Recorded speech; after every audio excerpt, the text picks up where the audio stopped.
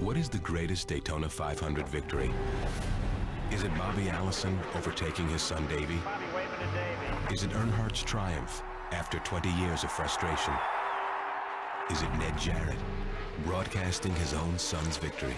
Or could it be that the greatest victory lies not in the past, but in the future? Tune in to NASCAR Acceleration 2006 on NBC. This is what we've been waiting to see. Cars on the track here at the Daytona International Speedway. The first of the two qualifying races that will set the field for Sunday's running of the 48th annual Daytona 500. Here's the starting grid for race number one. Jeff Burton on the pole. He'll also have the pole for the Daytona 500. Former 500 winner Dale Jarrett outside of row one. Elliott Sadler on the inside of row two, teammate of Dale Jarrett, and Clint Boyer, teammate to Jeff Burton on the outside of row two. Row three, inside Bill Elliott. On the outside, the new ride, Kurt Busch. Driving the 2 car, Bud Penske.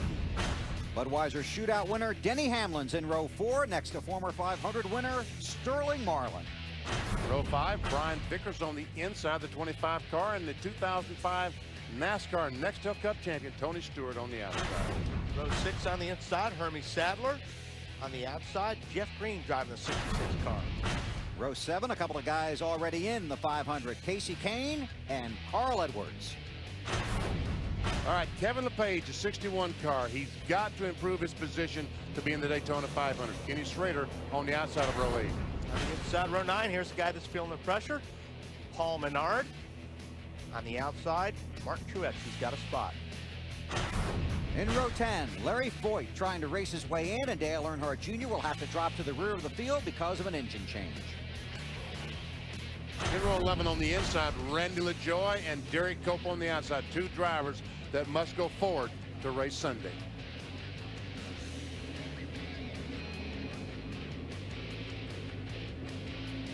And the rest of the field includes Mike Skinner, Brent Sherman, Chad Chapin, Larry Gunselman, Andy Belmont, Matt Kenseth, and Jimmy Johnson. There we go. There's Mike Skinner on the inside. He's got to race his way in. Chapin has to drop to the rear of the field, missed the drivers' meeting, we're told. You can imagine what's more important than that. Andy Belmont on the inside of row 14, and Matt Kenseth had a flat tire in qualifying, so he will start in the rear. And Jimmy Johnson starts last in the 29 car field. Benny's on the radio. Who you got, BP? Let's try to talk to Jeff Burton. Jeff Burton, Benny Parsons, you got me? Well, it worked a moment ago. Jeff Burton, Benny Parsons, you got me? Benny, I got you. Jeff, the racetrack from up here looks good. How about down there? I think we're ready to go. The only problem is it's not 100 degrees. I was hoping to get a real hot day and be like it's going to be on Sunday, but it is what it is, and go out and see what we can make happen with the singular Chevrolet. Well, yesterday during practice, it was pretty warm. Your car was okay? I mean, you know, the only thing this is going to do is make it better.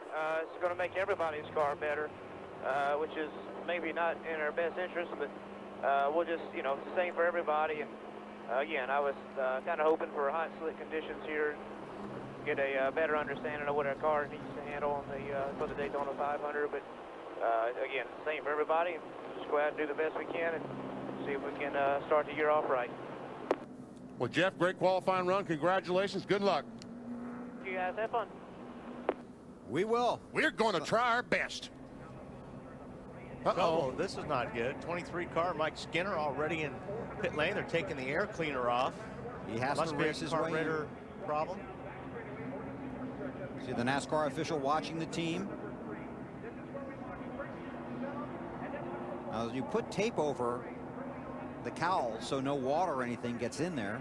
Actually, I think that was to seal off in between the cowl and the windshield. To try and force more air in there. So they work on Skinner's car on pit road. Final stories from pit road. Let's start with Marty. Well, Bill, let's introduce you to Damian Grubb. For 3 years, he's been the man on the pit box right beside Chad Knaus. This week, he will make the calls for Jimmy Johnson here at Daytona. And, you know, fill-in crew chiefs for Hendrick Motorsports have a pretty good record. According to team officials, the last 2 fill-in crew chiefs have won their very first race, the late Randy Dorton at Talladega and Brian Weitzel at Martinsville. Damian, very experienced up here. He's been the team engineer for a while. Would love to deliver another win to Hendrick Motorsports, this time in the Daytona 500. Matt. You heard Carl Edwards talk about how special it is not only to drive through the gate here at Daytona as a driver, but to go to victory lane like he did in the Craftsman Truck Series here 2 years ago. Now, he didn't have a stellar showing in the Budweiser shootout. Would love to rebound and have a solid run here in his dual 150, earn a good starting spot for Sunday's 500-mile race, and get a very good pit selection, so that way he can take out the option of the issue of a hindrance on pit road, and he has a good pit selection. So they're hoping for a good day today. Dave?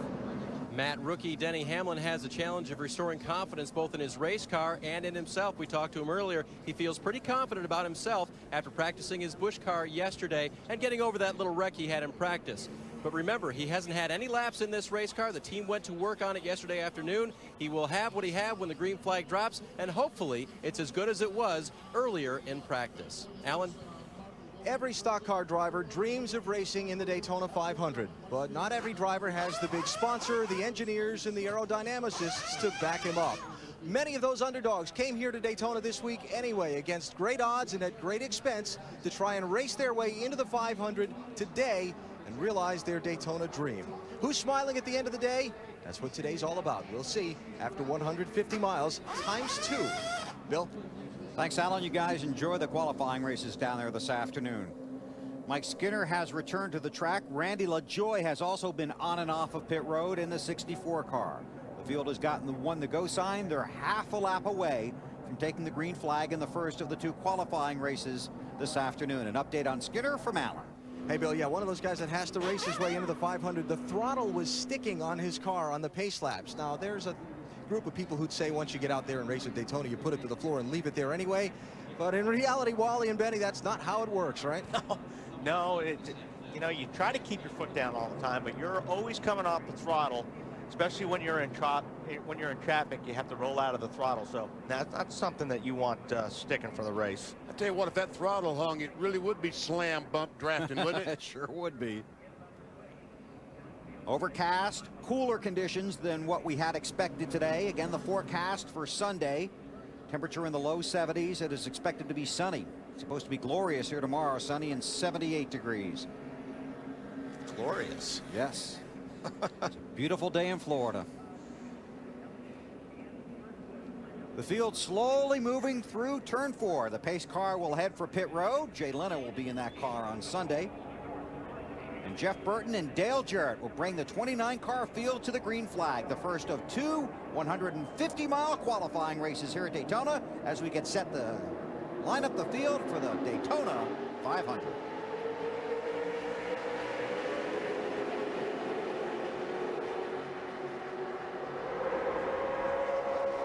Jeff Burton's teammate, Clint Bory in the 07, giving a great push to Dale Jarrett. Kurt Busch drops down to the bottom behind Elliott Sadler in that 38 car.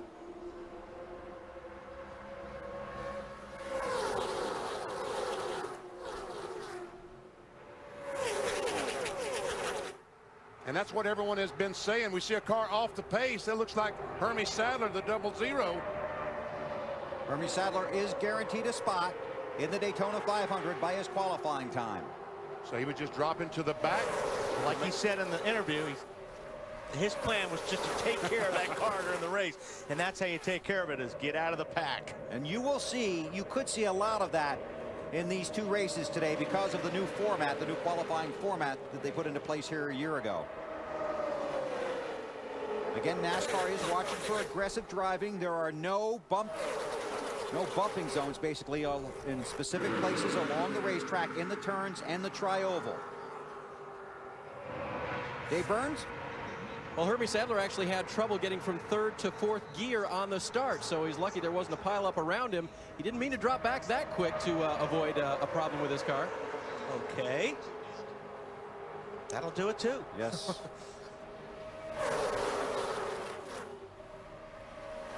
Jeff Burton in the 31 car, Dale Jarrett in the 88.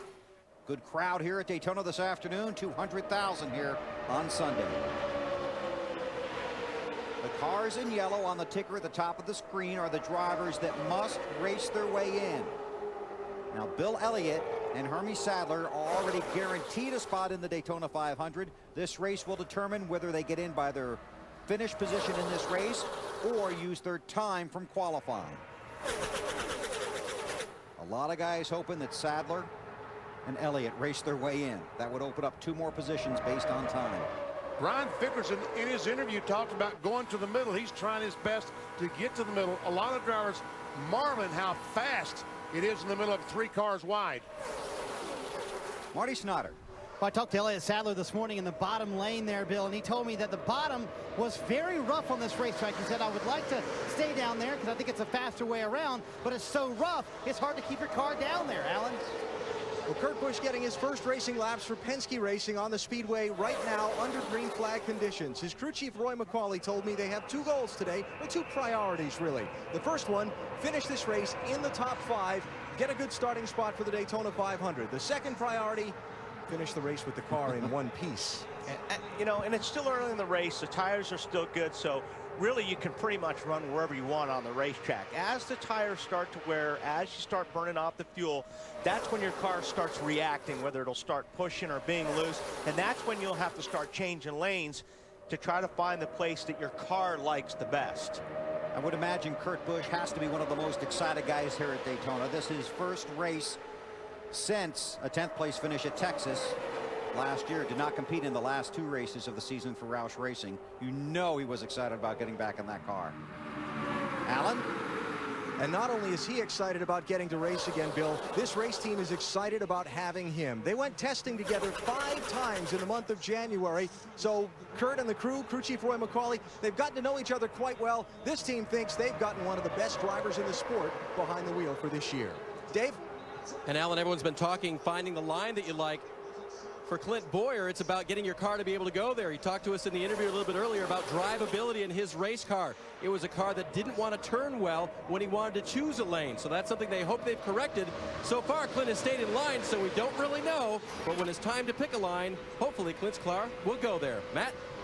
Dave, earlier in the show, you heard Carl Edwards in the 99 talk about how important it is for the spotter, his role in keeping his driver out of harm's way, but also helping him up through the pack. He came on the radio moments ago, and Carl said to Bobby, keep me abreast if they make a run, if people start to pull out. He says, don't worry, no one is getting antsy right now, moving around. Everyone is just staying in line. Everybody but the 8 car. Earnhardt Jr. up on the high side, trying to make some things happen up there. And look at all the instant friends he gets. Jimmy Johnson, Paul Menard in the 11 car also was one of the first cars to head to the outside and start trying to make something happen because the cars were just right around the 2 abreast. And Menard said, I got to go. The guys in the front of the field really have nothing to race for, so they're going to stay in line as long as possible. Now that's starting to break up a little bit. Marty?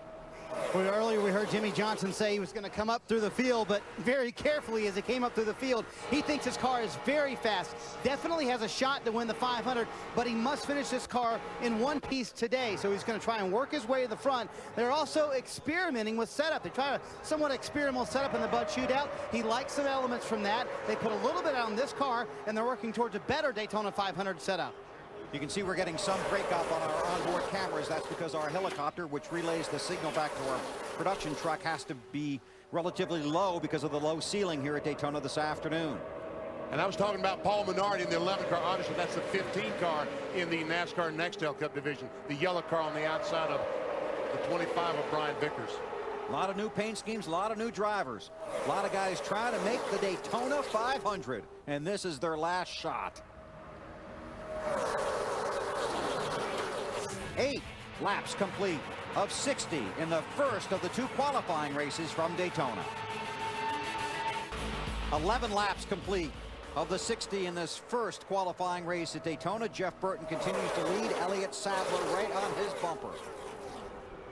Break it into 2 packs, and there has been an exciting moment or 2, Benny. That's Jeff Green there in a 66 car. He had a moment.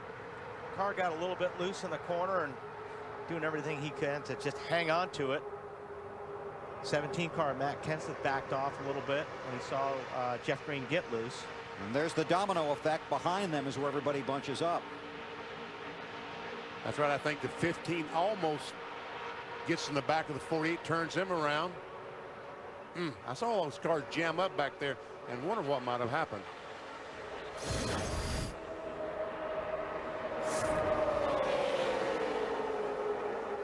"13 laps are complete." Alan?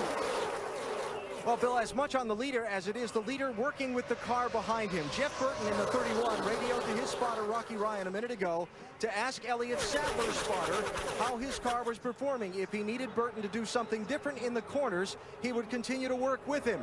Remember, these two guys both from Virginia. They've known each other for many years. Marty, what's Elliott Sadler saying? Well, Alan, I was going to say in that radio communication, I bet Elliott said the car is a little bit loose. They are telling him to actually protect the bottom. Remember, we told you earlier, he said the bottom was kind of rough, especially late in a run. But a lot of drivers are saying because of the weather change today, much cooler this afternoon now than it was yesterday in practice, that the bottom is actually where you want to be. Matt? Dale Jr. spotter Steve Meal keeping an eye on the 8, telling Jr. where his two teammates, Martin Truex and Paul Menard, are on the racetrack. They finally hooked up on lap 10. Jr. says the car is tight. They moved from the bottom to the high side. Dave?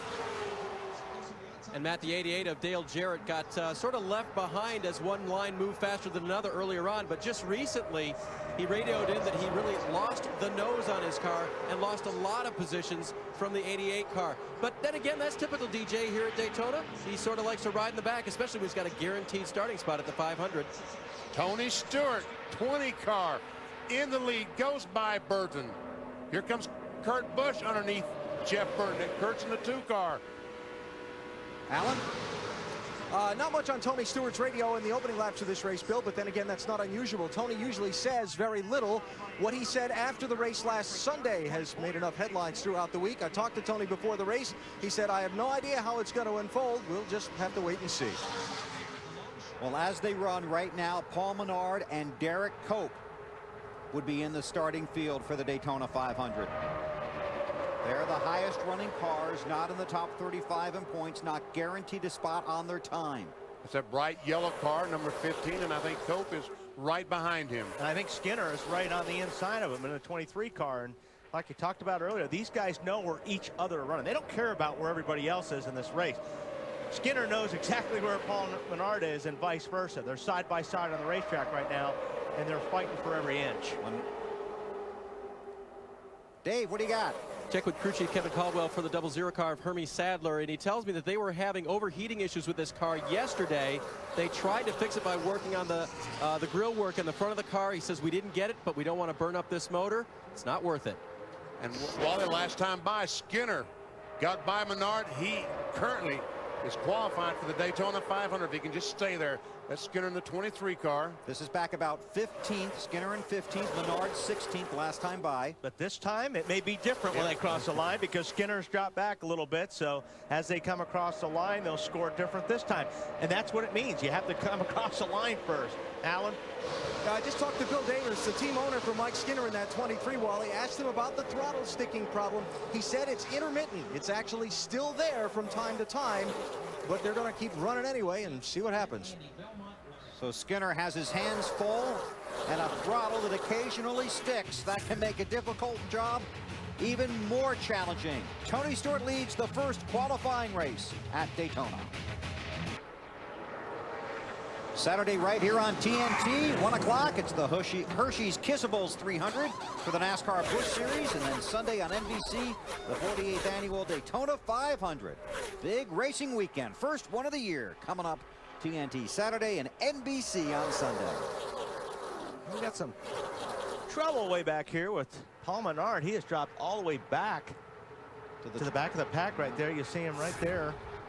So this is not working out the plan for that team.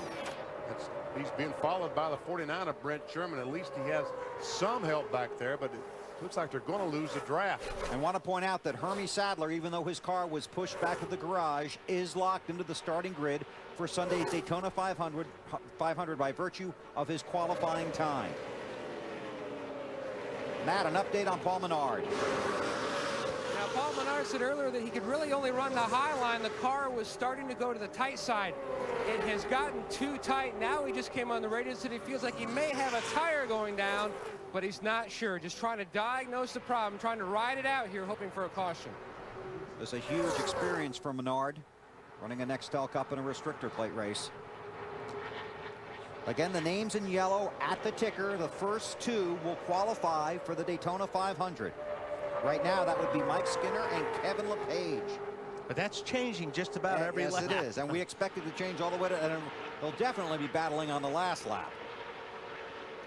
I guess our cameras will be following the leader on the last lap, but I think I'll be watching that battle for the position to qualify for the Daytona 500. Jeff Burton in the 31 started on the pole. He slipped back in the field. Allen on Jeff Burton. Yeah, Bill, remember Jeff Burton told us before the race that the reason he wanted to run this race full out was to find out what he needed to know for the Daytona 500 on Sunday. At least found out when he got back in traffic out of the lead, the front end of his car's lost grip. He can't turn like he needs to. Dave? Alan, Kevin LePage trying to pull off what he did last year, get himself into the 500 by racing his way in that 61 car. Right now the car is just a little bit tight. Crew Chief Greg Connors said they want to maybe make a wedge or an air pressure adjustment on the car to adjust it to make it turn a little bit better for Kevin to help him race his way in this year. That's Kevin in that green stripe car, the 61. He's trying to catch Mike Skinner in the 23 and Derek Cope in the 74 car. That's Derek Cope directly in front of the 88 of Dale Jarrett. So he isn't that far away, but it could be a long ways. And this field is really starting to get spread out.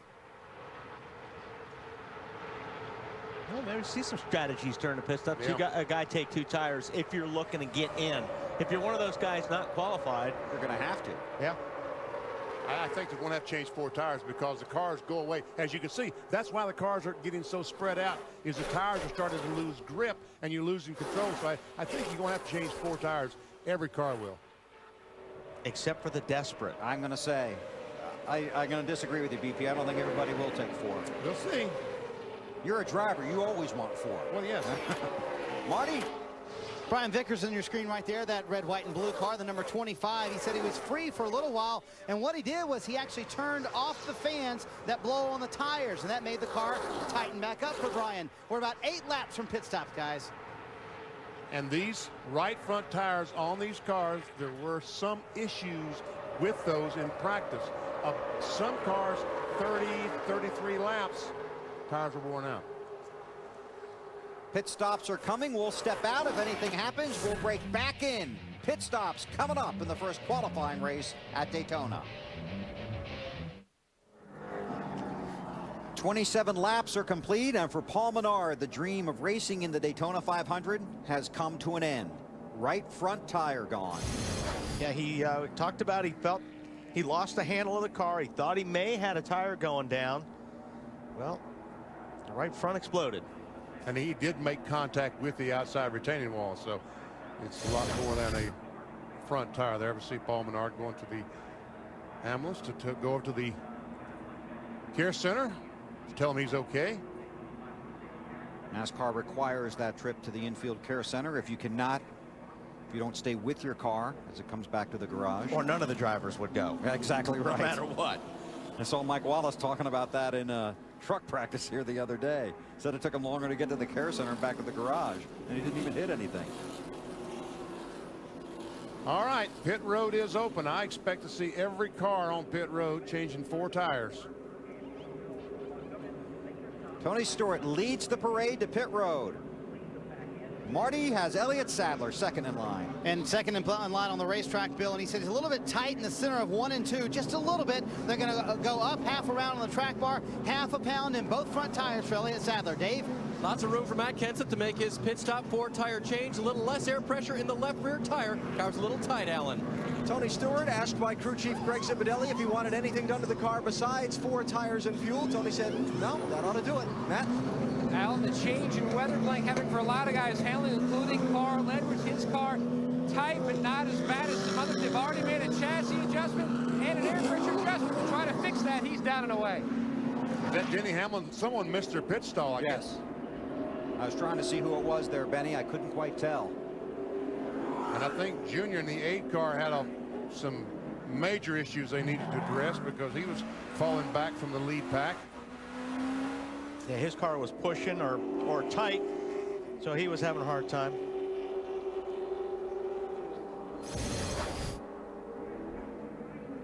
Now, bump drafting is a topic of conversation here at Daytona. That's on the straightaway. That's okay, right? That's fair. Yep. Pace car or not. Tony Stewart having some fun with the pace car. Brett Bodine, the pace car driver. Probably knew that was coming. Under caution here at Daytona, defending series champion Tony Stewart out front. The All-Star weekend on TNT for the NBA tips off tomorrow, but we've got plenty of action beginning tonight. First is the 76ers and the Bulls, then the Rockets and the Suns. A doubleheader tonight beginning at 7, then 9 o'clock tomorrow night, the Rookie Challenge. Then NBA All-Star Saturday, a three-point competition, slam dunk competition. I think Wally's in that. And then the 55th annual NBA All-Star Game, 8 o'clock Sunday night. You'll see it all right here on TNT. Wally's got to reach the rim to slam dunk. And Wally and I can't. We saw the 15 of Paul Menard blew a right front tire. And this is the tire off his teammate Dale Earnhardt Jr.'s car.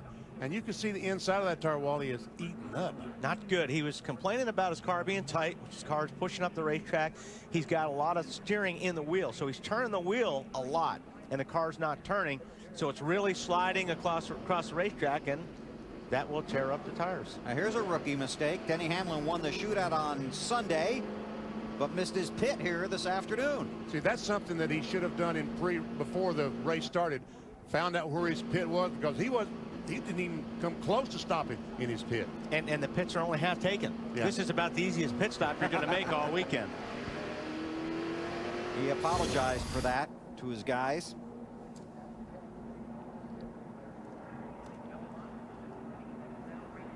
So he had to go around and come back to pit road.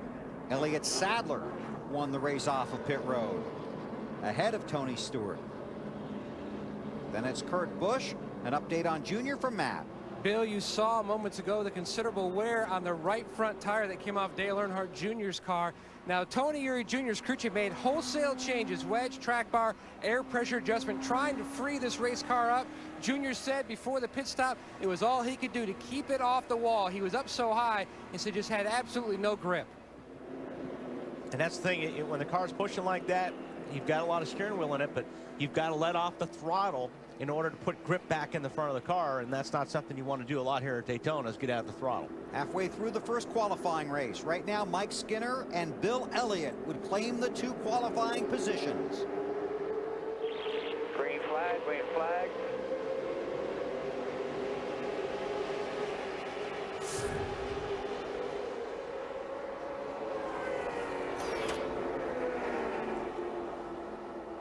We watch the field get up to speed and check with Martin. And Paul Menard has just come from the infield care center. I can't imagine the emotions knowing you're going to miss the Daytona 500. Yeah, it's too bad. You know, the car was awesome there for a long time, and started getting really tight, really tight, and we finally just lost the draft. I don't know if we had a slow leak. I think it just tightened, wound up blowing the right front tire, going through a trial. That's the way it goes. It's too bad, but we got a hell of a race car in our Busch car, so we'll get the Pittsburgh Paints Menards Chevy up there. Said he knew a tire was going down, but there wasn't much he could do about it. Especially in this situation. Yeah, you can't come in. I mean, you can come in and change it, but you've lost the pack. You're going to go a lap down, and then you're out there just riding. So you sometimes got to roll the dice, and that's what they did. Tony Stewart out of line. Wow, look at Kurt Busch. He's going somewhere. Alan? Tony Stewart just called in. He's got a big vibration when he turns the wheel on the car. They're getting the pit crew up on the wall. They may be bringing him in to replace a tire. How many times do we see a pit stop and a wheel left loose? And this is the result. And he gets a break because there is some rain on the backstretch. NASCAR has thrown the caution flag. Field is frozen. 18 scoring loops around this 2.5-mile track. When the caution comes out, the field positions are frozen. Matt, another break for the 21. Bill, Ken Schrader came on the radio after half a lap and said, boy, we have a heck of a vibration. Came right after the pit stop. Good break for those guys in case they do indeed need to pit to check and see if they have loose lugs. Schrader hasn't said anything else since he made that initial comment, though. On the 20 car, Jeff Chandler, this is his first time back. He used to change tires. He's taken some time off. But our Joe Hussey, the normal front tire changer, had an operation or something, so he's going to be out for a couple of months. Jeff took over, so Jeff, got to get him tight. I'm assuming that's what's wrong. I was going to say, you just threw him under the bus. Yeah, I'm assuming that's what's wrong. Alan? Yeah, before you roll that bus backwards in reverse there, BP, Tony just called and said he thinks it might be the rear tire that's loose from the feel of it. So I think we'll all just wait and see when the car comes in and see what it actually is. Let me take that chew out of your mouth, BP. You want to throw the rear tire changer under the bus, BP? No. No comment. No. BP shut down. Nope. No comment. I just was making the point that the normal front tire changer is not here for the next couple of months. We believe you, BP. Okay. And Jeff is taking over. By the way, your cell phone's ringing. It's Chandler, I think. Alan? No buses beeping and backing up this time, but an interesting strategy decision for the team to make. Greg Zipadelli just called Tony Stewart and said, you know, this race is after halfway, so why don't we stay out there in case it does rain and it gets called and becomes an official race. If we do end up going back green, we can duck in and change the tires just before the restart. So a little bit of thinking there to do, and good call on the part of the crew chief, huh? That was a good call. Pit road is closed right now. I guess they're going to red flag. They're going to bring the field down pit road and park the cars. We were delayed by rain. It is raining again here at Daytona, the first of the 2 qualifying races for Sunday's Daytona 500. The red flag is out here at Daytona, the first of the 2 150-mile qualifying events. 26 laps to go in this one. But rain has brought the field to pit road, and it's not raining heavily, but it is raining enough to get these cars off of the track. We were delayed about an hour and 12 minutes at the start. Got the cars out there. Got 34 laps complete before NASCAR had to bring them back to pit road. Elliott Sadler is the race leader, followed by Kurt Busch, Jimmy Johnson, Sterling Marlin, and Jeff Burton. Right now, the 2 guys that would be in the Daytona 500 based on their performance in this race, Mike Skinner and Bill Elliott. Let's check in with Alan Bestwick. Well, Greg, smooth looking race up until just after that last pit stop, and then a little excitement for you. What's up? Yeah, it looks like we might have a loose wheel. We didn't have any vibrations to start. We did that pit stop, went back out there, and as soon as he, car got loaded up there, getting into one on the restart, he kind of felt something. So hopefully that's all it is. The shower will pass through. We'll come get 4 good years, and we'll make it exciting. You were talking about staying out there in case the race got rained out and so on. The rules for setting the field for this one are a little different than most. So are you thinking that through now? Yeah, I mean, obviously we're in 8th, and it's just a shame we were leading this thing 4 or 5 laps ago. But it is what it is. We got a good enough car. We'll get back to the front today, and if it rains out, we'll get back there on Sunday. All right, thanks for the time. Dave?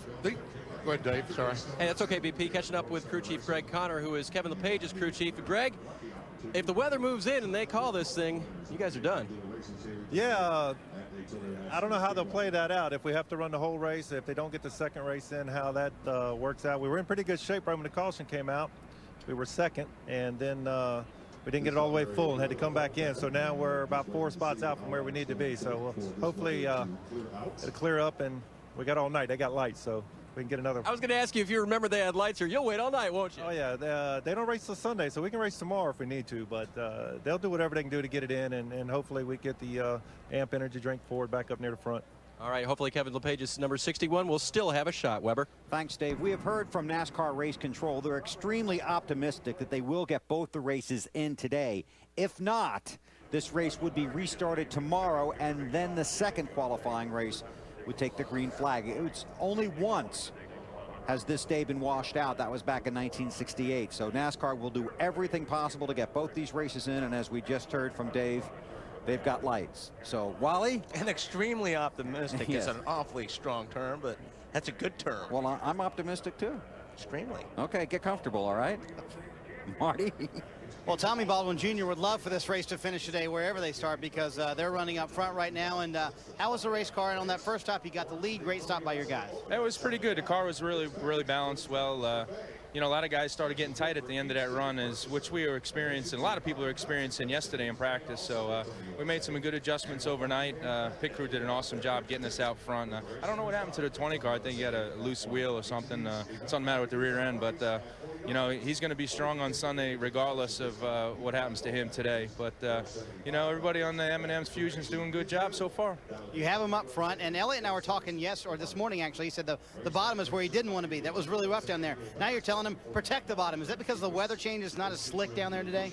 Well, I mean, if you're going to pass today, you're going to pass on the bottom. I mean, it's going to be, if you got a really good car, you're going to, because the other guys are tight. So if you get on the outside, you're going to lose. There's not a lot of cars that are capable of running up top and forming a line and going by you. We just saw a lot of that yesterday. So protect that bottom is always a safe way here. And they told Elliott, you have the best tires of anyone we found on pit road. He said, yeah, I also have the best car too, Matt. Marty, in conference here on the top of Dale Earnhardt Jr.'s pit box, Tony Gibson, the car chief, Robbie Fuller, Tony Eury Sr., and Tony Eury Jr., the crew chief. Tony, considerable wear on that right front. Surprised by that? Not really. We had seen it earlier in practice this week and when the track was real green, but you know, it's definitely it's our own tire issue, but the car's just real tight. When the car's real tight, that's what you typically see here at Daytona. So biggest thing is we just got to figure out why the car is so tight. You know, we didn't forget to set up overnight, so we just got to go back and really check out something really screwy going on with the car. So we got to. It looked like Paul had the same problem, so we'll go back and figure it out. Good opportunity then with this Twin 150 to learn about this race car for Sunday. Yeah, but I mean, we run really good in the shootout the other night, and that car didn't have an issue, and this is really close to the same setup. So it's just really confusing right now. I know the track conditions will change during the week, but you know, we'll definitely get it buttoned up. We got 2 more practices after this race, so we'll see what happens.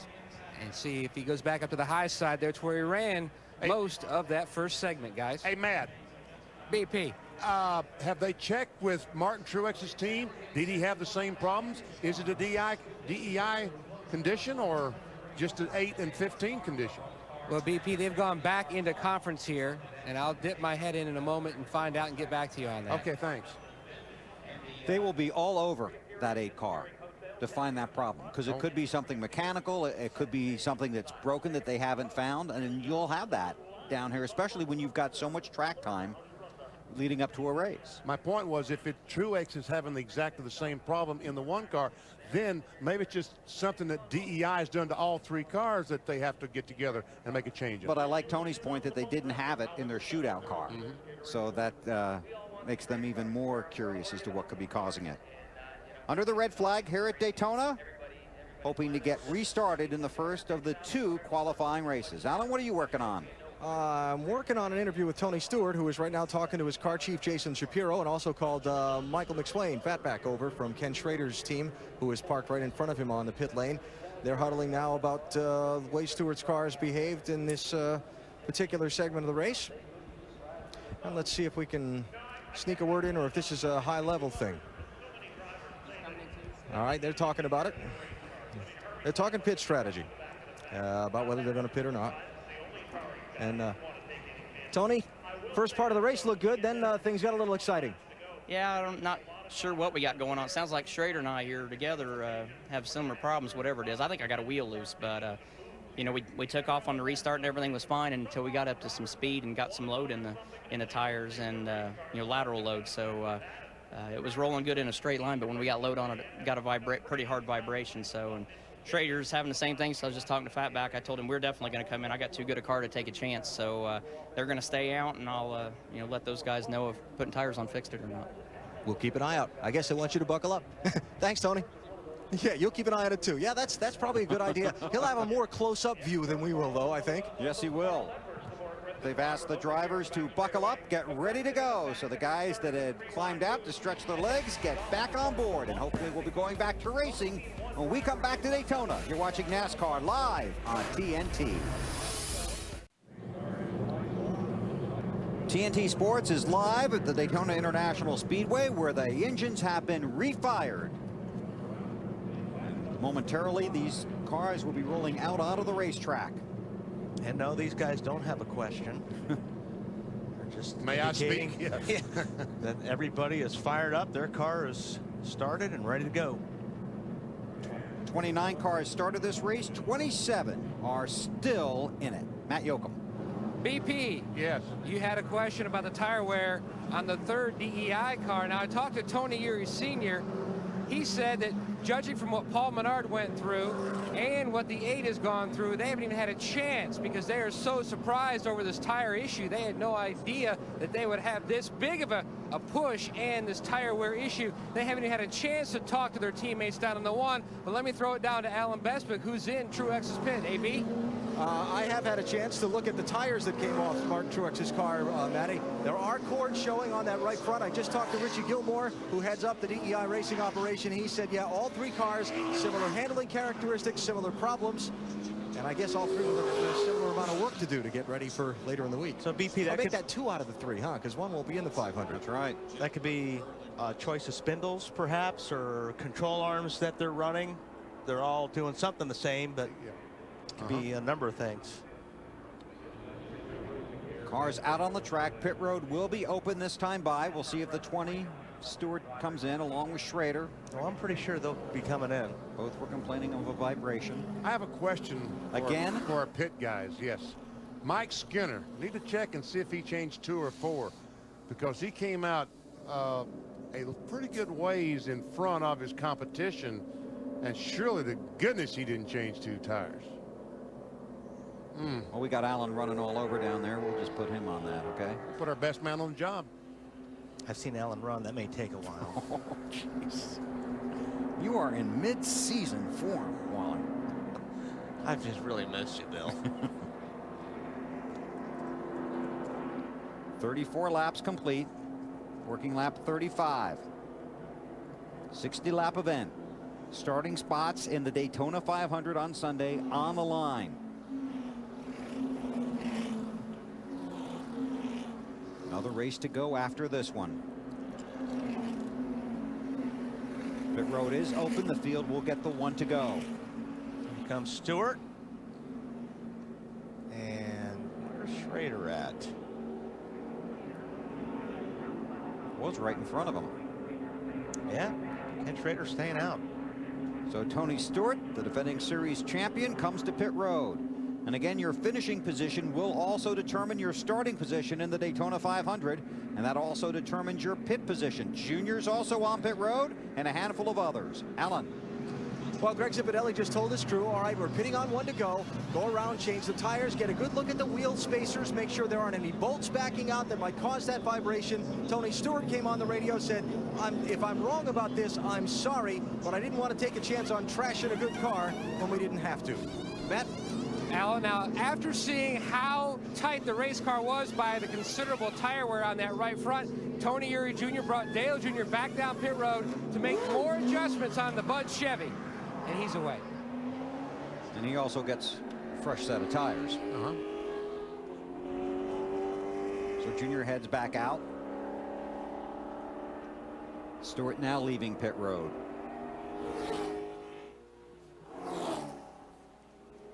Kevin Mannion Bono brought the 1 car back in, I'm sure, to make the same kind of adjustments on that car. Try to loosen that thing up. Yeah. So that'll put those 2 DEI cars at the back of this field on the restart. Wally mentioned that it could be a spindle, control arm, things like that, that's pulling that tire in too quickly and putting too much negative camber in the corner. If that's the case, by loosening the car up, that's not going to help the front tire situation. It just makes the car extremely loose.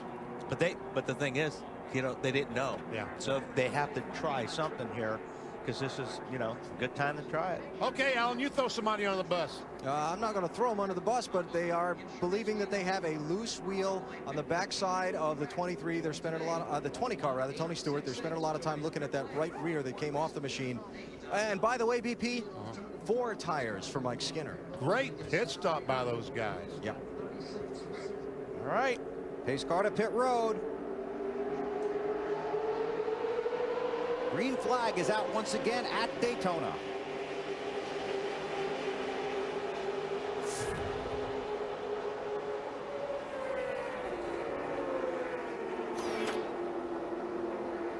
Boy, Elliott gets a great start. That may be trouble when the rest of these guys get up to speed and line up. Yeah. Because you don't want to get too far ahead, because the rest of the guys can basically slingshot by you. Right, all these guys behind him can have a lot of momentum. There's a bunch of those cars from Jimmy Johnson in the 48 back, but we'll see if he tries to make a pass. If he's got the momentum when he gets to Kurt Busch in the 2 car, well, he'll swing high and see if he's got friends go with him. And that car in 4th spot, that green car you might not be familiar with, is Sterling Marlin. And speaking of Sterling Marlin, Dave has a story. I got a story to tell you, BP. It's actually a good story about good tire wear for Sterling Marlin. Crew Chief Doug Randolph told me no issues with their tires when they came off. And in fact, near the end of the run is when Sterling really likes his race car. He says 20 laps on the tires, this thing can really pass on the outside line. Look for that late in today's race and maybe Sunday. Marty? Dave, meantime, on Jimmy Johnson's pit stop, they were going to, quote, take a big swing at it. The car extremely tight on the first run for Jimmy, so they did wedge and track bar trying to loosen that car up, and it's getting exciting, guys. It sure is. Jimmy Johnson in the middle, 3 wide. You know, Tommy Baldwin told us, the crew chief, oh my goodness, of the 38 car said the high line is not going to work. I thought Kurt Busch was going to take the lead on the outside. Well, you know what? If he would have had somebody that would help him, he probably would have taken the lead. But he went up there, and nobody went with him except for Sterling. But it was too late when Sterling went high. And now he's falling back all the way to Jeff Green in about the 10th position, talking about the 2 car of Kurt Busch. That's Johnson in the 48 in the middle, Dale Jarrett in the 88 on the inside. Elliott Sadler continues to lead, Jeff Burton second.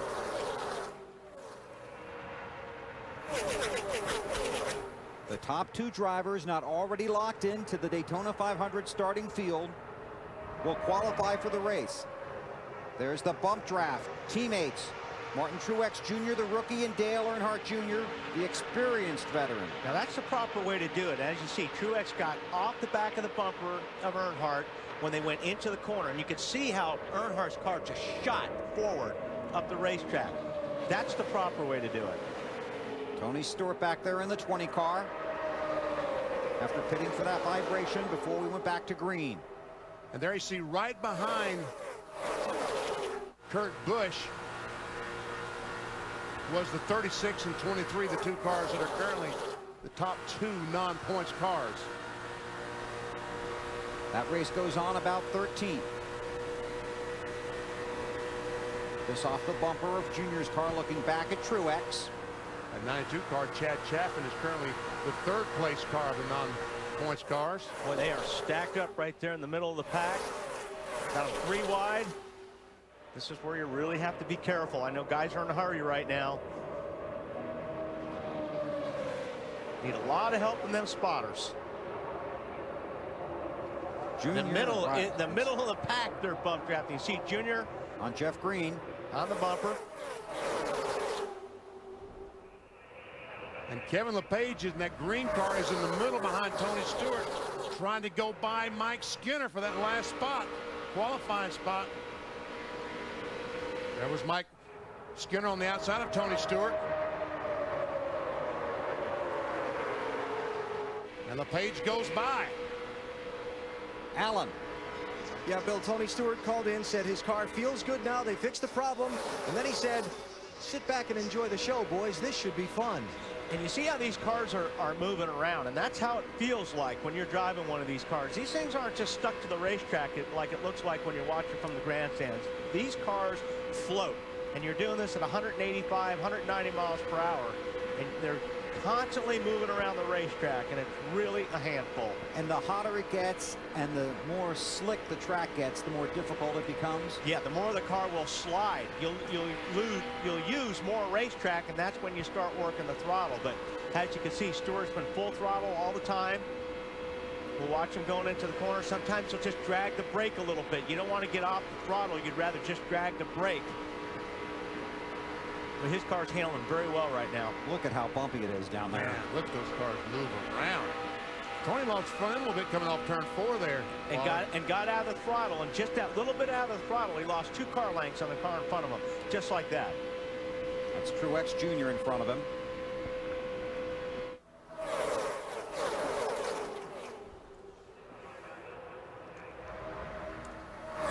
Bill Elliott lost several positions, fell back to 22nd. Kevin LePage and Mike Skinner, the 2 cars now that would be in the Daytona 500. There's Tony jumping out of line. This blows by Brian Vickerson, 25. Trying to catch his unofficial partner there, Earnhardt Jr. They draft together very well, the 20 and the 8. Coming around a complete lap 43 of 60.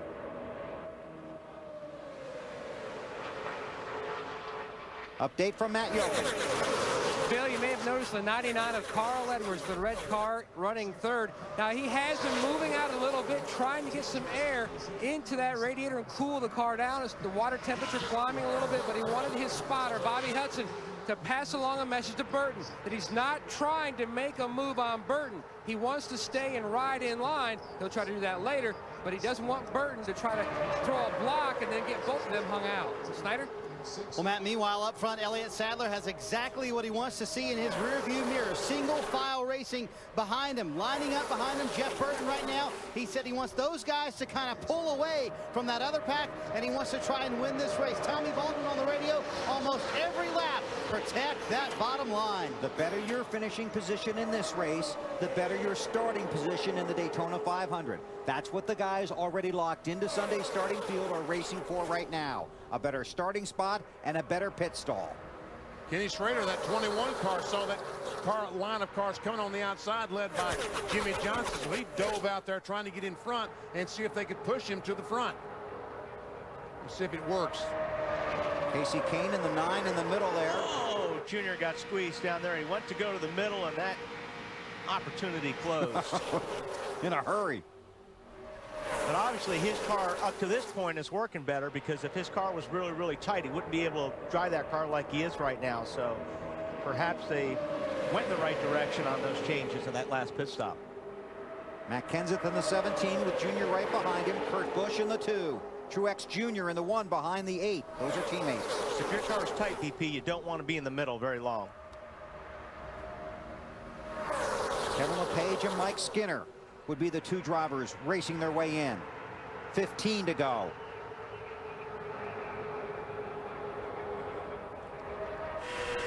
On board with Junior, looking back at Truex.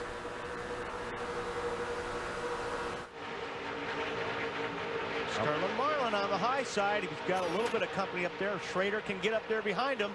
Once again, he looked up and saw those cars coming and said, hey, I think I'll try the outside. Worked his way in front of Carl Edwards. Kind of hung Schrader out to dry on that move right there. If he would have stayed out there a little bit longer. Now Schrader gets up to the bumper, and Sterling saw him coming, looked in the mirror, said, boy, Schrader's got to run. I'm going to pull out in front of him, and hopefully he'll push me to the front. Dave Burns. Remember, guys, I told you earlier that 14 loves the outside line late in the run. As for the 88 of Dale Jarrett, his car was having trouble turning earlier in the race, and he was pulling a typical DJ, sort of laying back. Talked to crew chief Slugger Labby, turning much better now. Car is drivable, and DJ in the mix. Boy, Jimmy Johnson, that 48 car, got a oh man, he was sideways there. Did he come down across the 14's nose? Sure looked like it. That was close. Sorry, I got loose. I got loose, he said.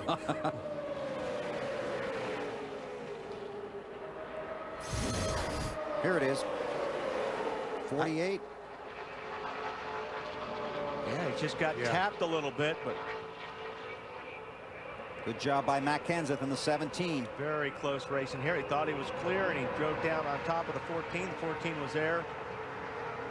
Good save and a good job by Sterling for backing off just a little bit to let him regain it.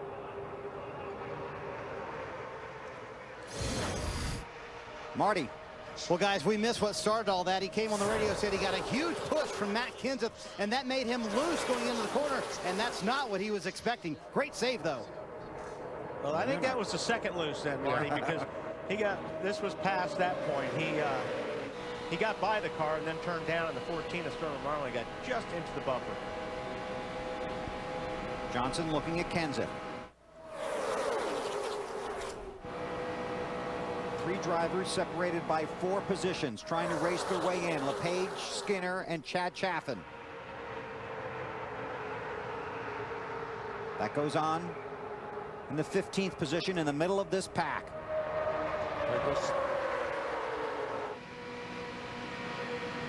On board with Kenny Schrader is Kenseth trying to get by that Sterling Marlin, closing up on the back bumper of the 21 car. Casey Kane there on the outside, the 9 car. Shown in the 8th spot right now.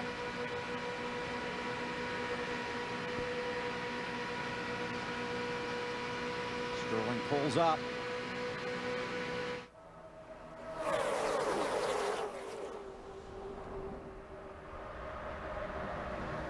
Sadler continues to lead.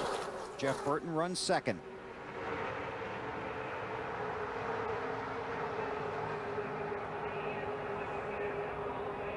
Carl Edwards trying to work his way to the front. Dave on Matt Kenseth. And remember, Kenseth started in the back of this pack, having an important qualifying run last Sunday. So working his way up, made some adjustments for a car that was ill handling, and they're very happy with it. Max up in the front pack now, Marty. Dave Casey Kane told me before the race, we have a fast race car if we can get up front and show it. During that last stop, the car was tight. They made an air pressure adjustment, and he's running that top groove. Car seems to work better up there, Matt. The 99 Edwards still trying to hang on to that bottom, but his mirror is full of Kenny Schrader. In fact, Bobby Hudson, Edwards spotter, says the 21 looks to be about the best of anybody. He can gain on you at almost at will in the corner. Less than 10 laps to go. The first of the two qualifying races this afternoon at Daytona. We were delayed by rain for an hour and 22 minutes, then had a brief red flag after 34 laps of this race. Look at the 99 is loose. Hang on, Carl. Oh, boy, he did. Looks like he's got something dragging on his right side of his car. Looks like he may have lost part of the valence there. See it? That skirt back by the right rear tires was loose. And that'll affect the handling a little bit on this car. Takes a little bit of the downforce away. Looks like it took a whole lot away. Yeah. Hang on. Oh, there's another guy back there getting loose. Who is that? It's like Schrader. Boy, Schrader went to the back in a hurry.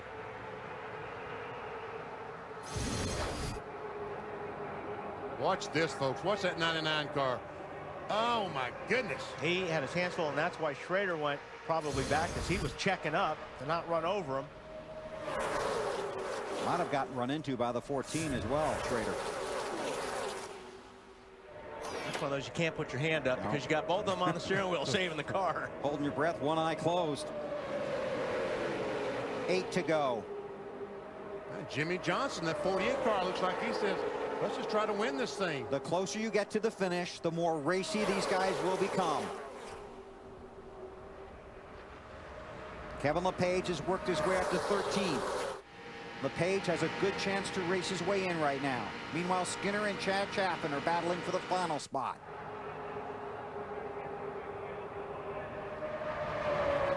The green car is 61 of LePage. Oh, man, Brian Vickers in 25 slides up the track a little bit. Dave on LePage. And part of his frustration lately has been tucking in like that right behind Brian Vickers, overheating on this 61, so he's had to breathe the car out a little bit to get clean air in there. Now he's in a position to keep this race, and believe me, he's going to stay back there, Alan. Mike Skinner fighting tooth and nail with Chad Chaffin for the final transfer spot in this race. His team keeping him posted on where he's at, telling him he's got to be in front of that 92 car as these laps wind out. That black and blue car is Chaffin. Oh! Now, watch it, boys. You cannot pass below that yellow line. And you got to be careful. You can't force somebody down there either. And Skinner goes by LePage. Skinner in the 23. Kevin LePage in the 61. They need to race their way into the Daytona 500. Tony Stewart on the inside.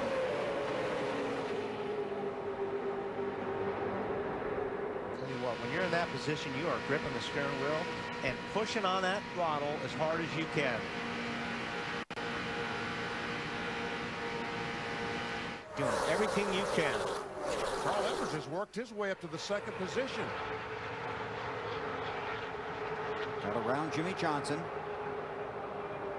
Kenseth is 4th. Sadler continues to lead in the 38 machine. Dale Earnhardt Jr. up to 5th.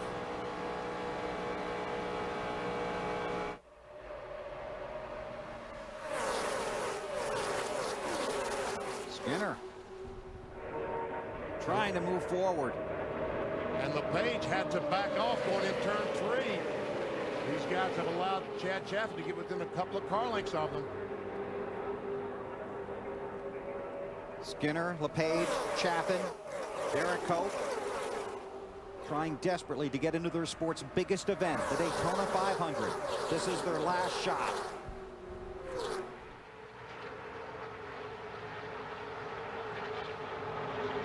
Sadler continues to lead.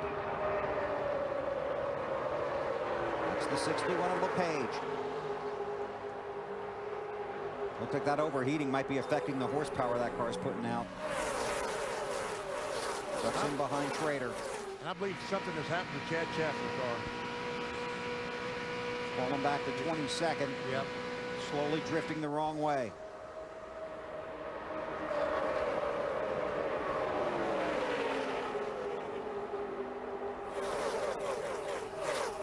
Well, I'm sure the crews of the Mike Skinner car and the Kevin LePage are telling their drivers, just hold what you got, and we'll be racing the Daytona 500. Don't blow up. Yeah. Casey Kane down there. Yep. And the 9 gets back in behind Jarrett. There's LePage in the 61. 66 of Jeff Green. In fact, 21 car, Kenny Schrader, starting to lose the handle. Yeah, Schrader just right after that little incident up there, he dropped to the back and hasn't been able to regain. You watch up front, Dave. You got an update? Yeah, Chaffin reported in a few laps ago, got a right front tire vibration, and he had to fall back and keep that car out of the wall. Tough break. And Earnhardt down on the bottom in that 8 car. Sitting in 4th spot, trying to take 3rd. And now Bill Elliott, once again a player for position.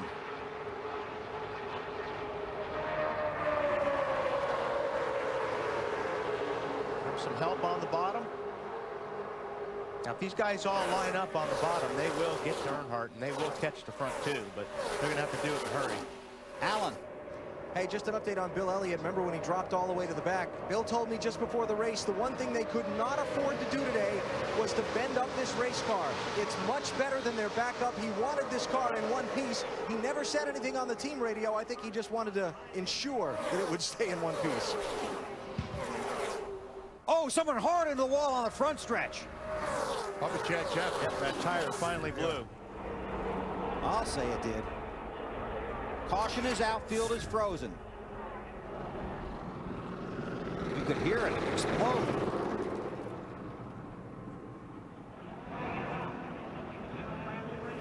You weren't sure what it was because you actually ducked. Somebody after you. Well, this is not what Kevin LePage and Mike Skinner wanted to see. A green-white checker finish to this thing. With a lot of desperate guys right behind them who might stop. Derek Cope, Larry Foyt. Might.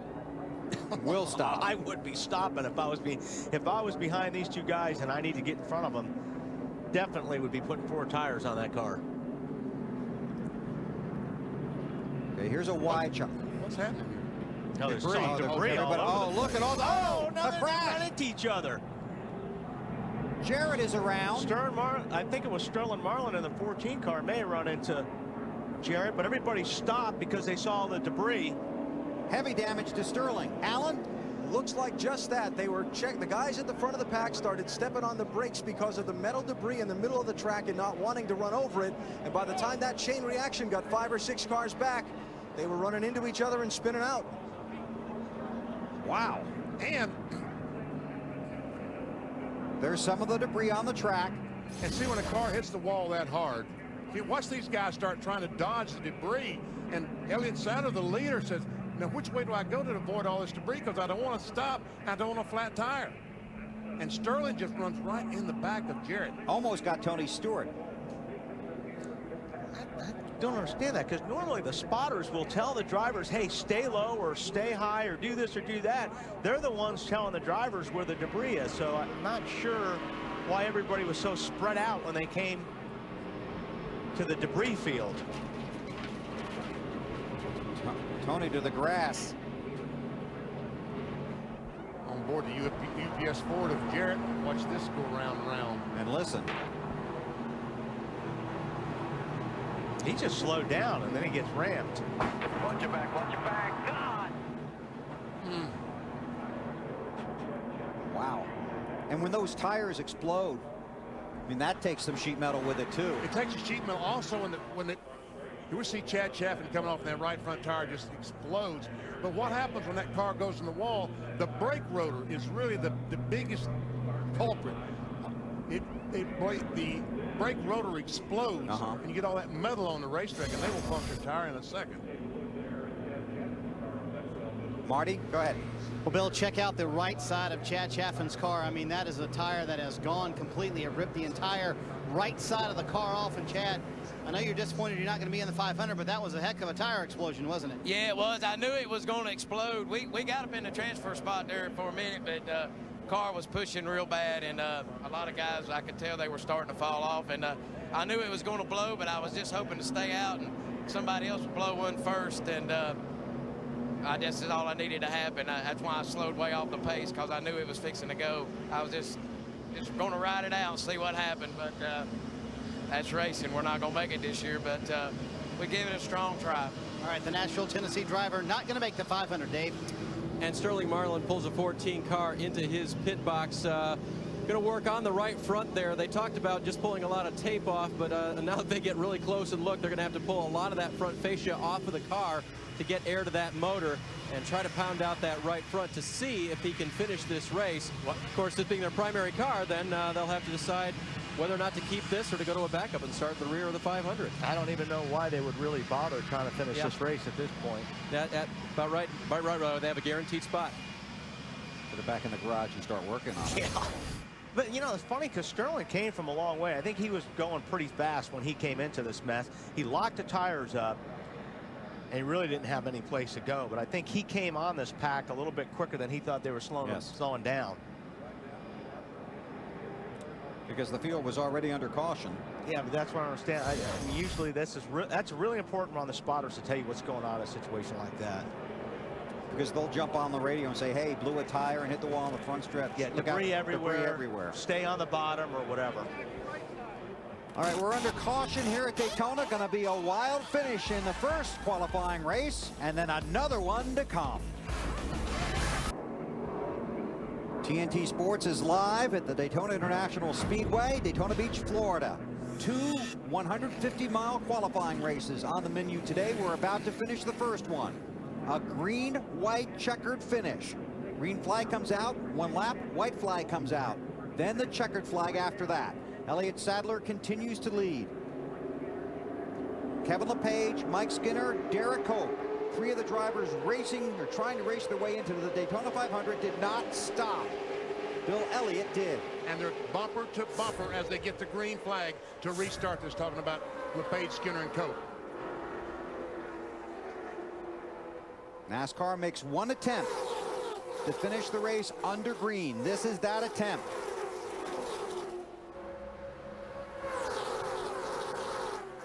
The first of the Gatorade Duels, heading for the checkered flag. Less than 2 laps to go. There we see Cope in the 74 car. He now has the 23. Skinner is now second behind LePage.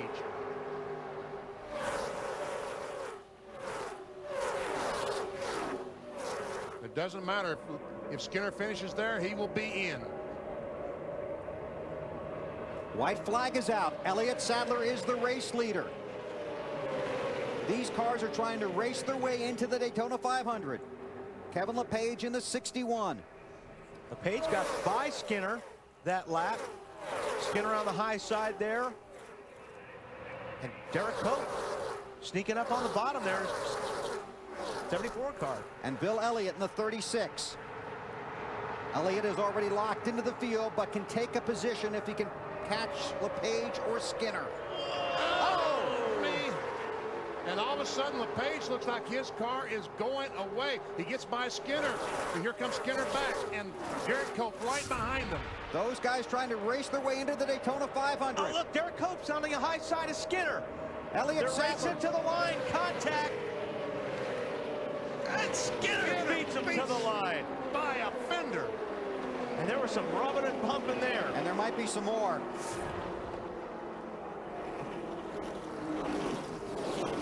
Wow,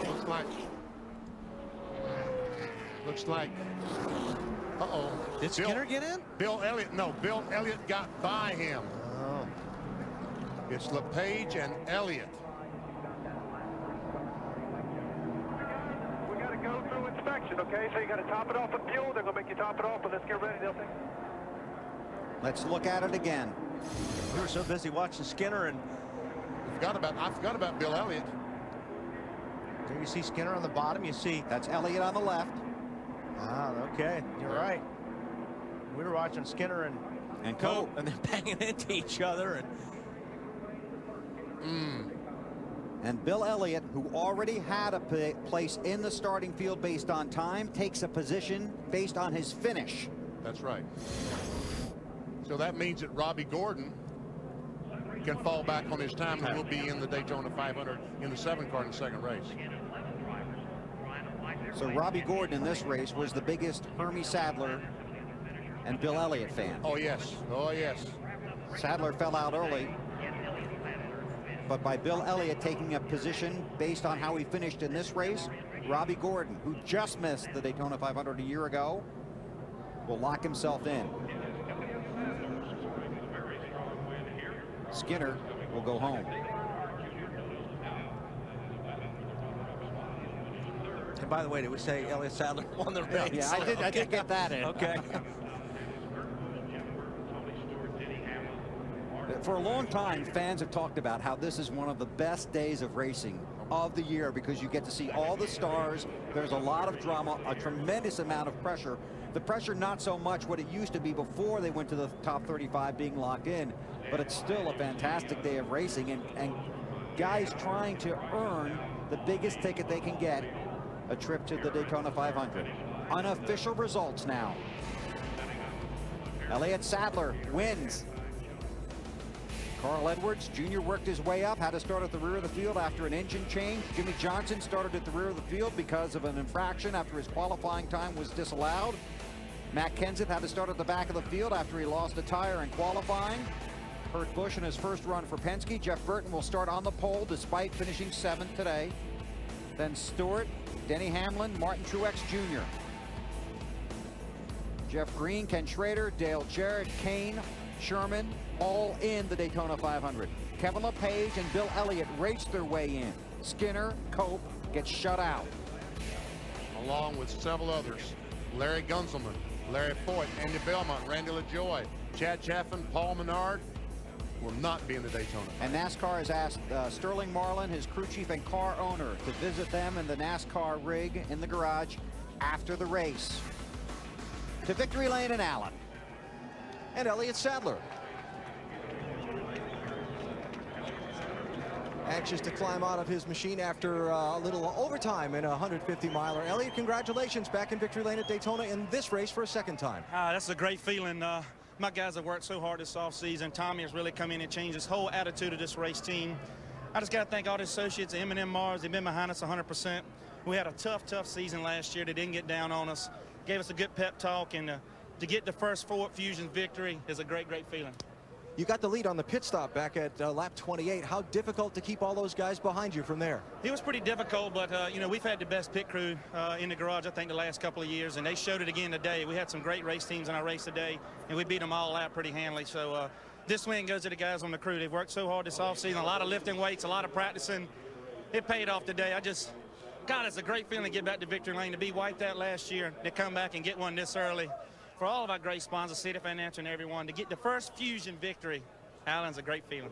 I'll bet it is. And good luck on Sunday. Elliott Sadler winning the first of today's duels. Dave?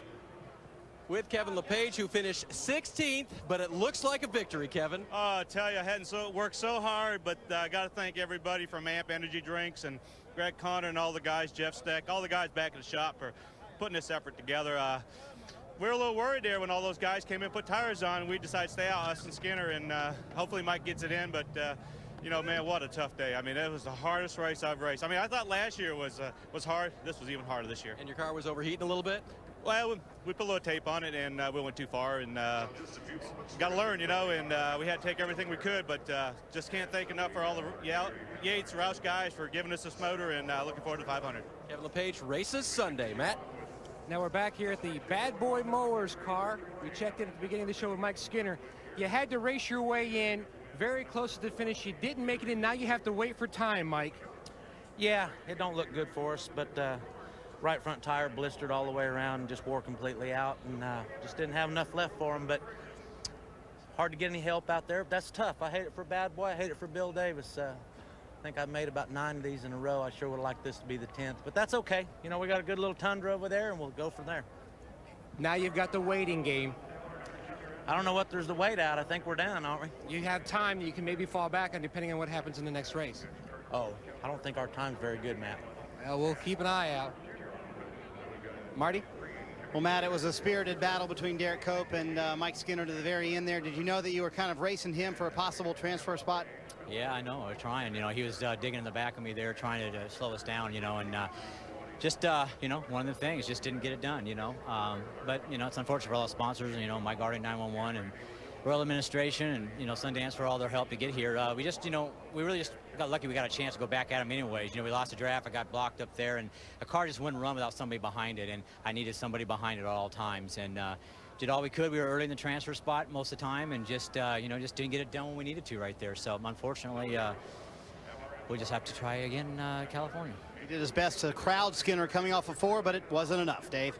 With Carl Edwards now, who finished second in the race, I know you learned that you can save your race car again here at Daytona. What else did you learn about it today? I learned a lot about Jeff Burton. I don't know if they showed that on TV, but I haven't seen a car that sideways at Daytona as that Jeff Burton's car was. That was pretty amazing. And Jimmy was on the outside of me once, man. I was doing everything I could not to. That's the one I was talking about. That looked bad? Because it no, it looked good because you saved it. Yeah, but it felt bad. Man, that was just fun. I had a good time. Dale Jr. had such a good run on me going into 3 that last time, and I knew he was going to blow right by me. So I pulled up in front of him. I was like, just hit me. Come on, hit me. We can do it. And he said he had too good of a run. Probably would have wrecked me. So that was nice of him. But glad to see a Fusion in Victory Lane. That was cool. Wish it would have been us, but maybe Sunday. Carl followed him. He'll race on Sunday in the 500. Bill? Dave, thank you very much. Celebration continues in Victory Lane. Elliott Sadler led 36 laps. He also won a qualifier here 2 years ago. The Daytona 500 qualifying races from Daytona International Speedway, brought to you. This is Budweiser. This is beer. By Pizza Hut, home of the new Cheesy Bites Pizza, a pull-apart crust with 28 cheese-filled bites. Gather around the good stuff. And by the new Sprint. Yes, you can.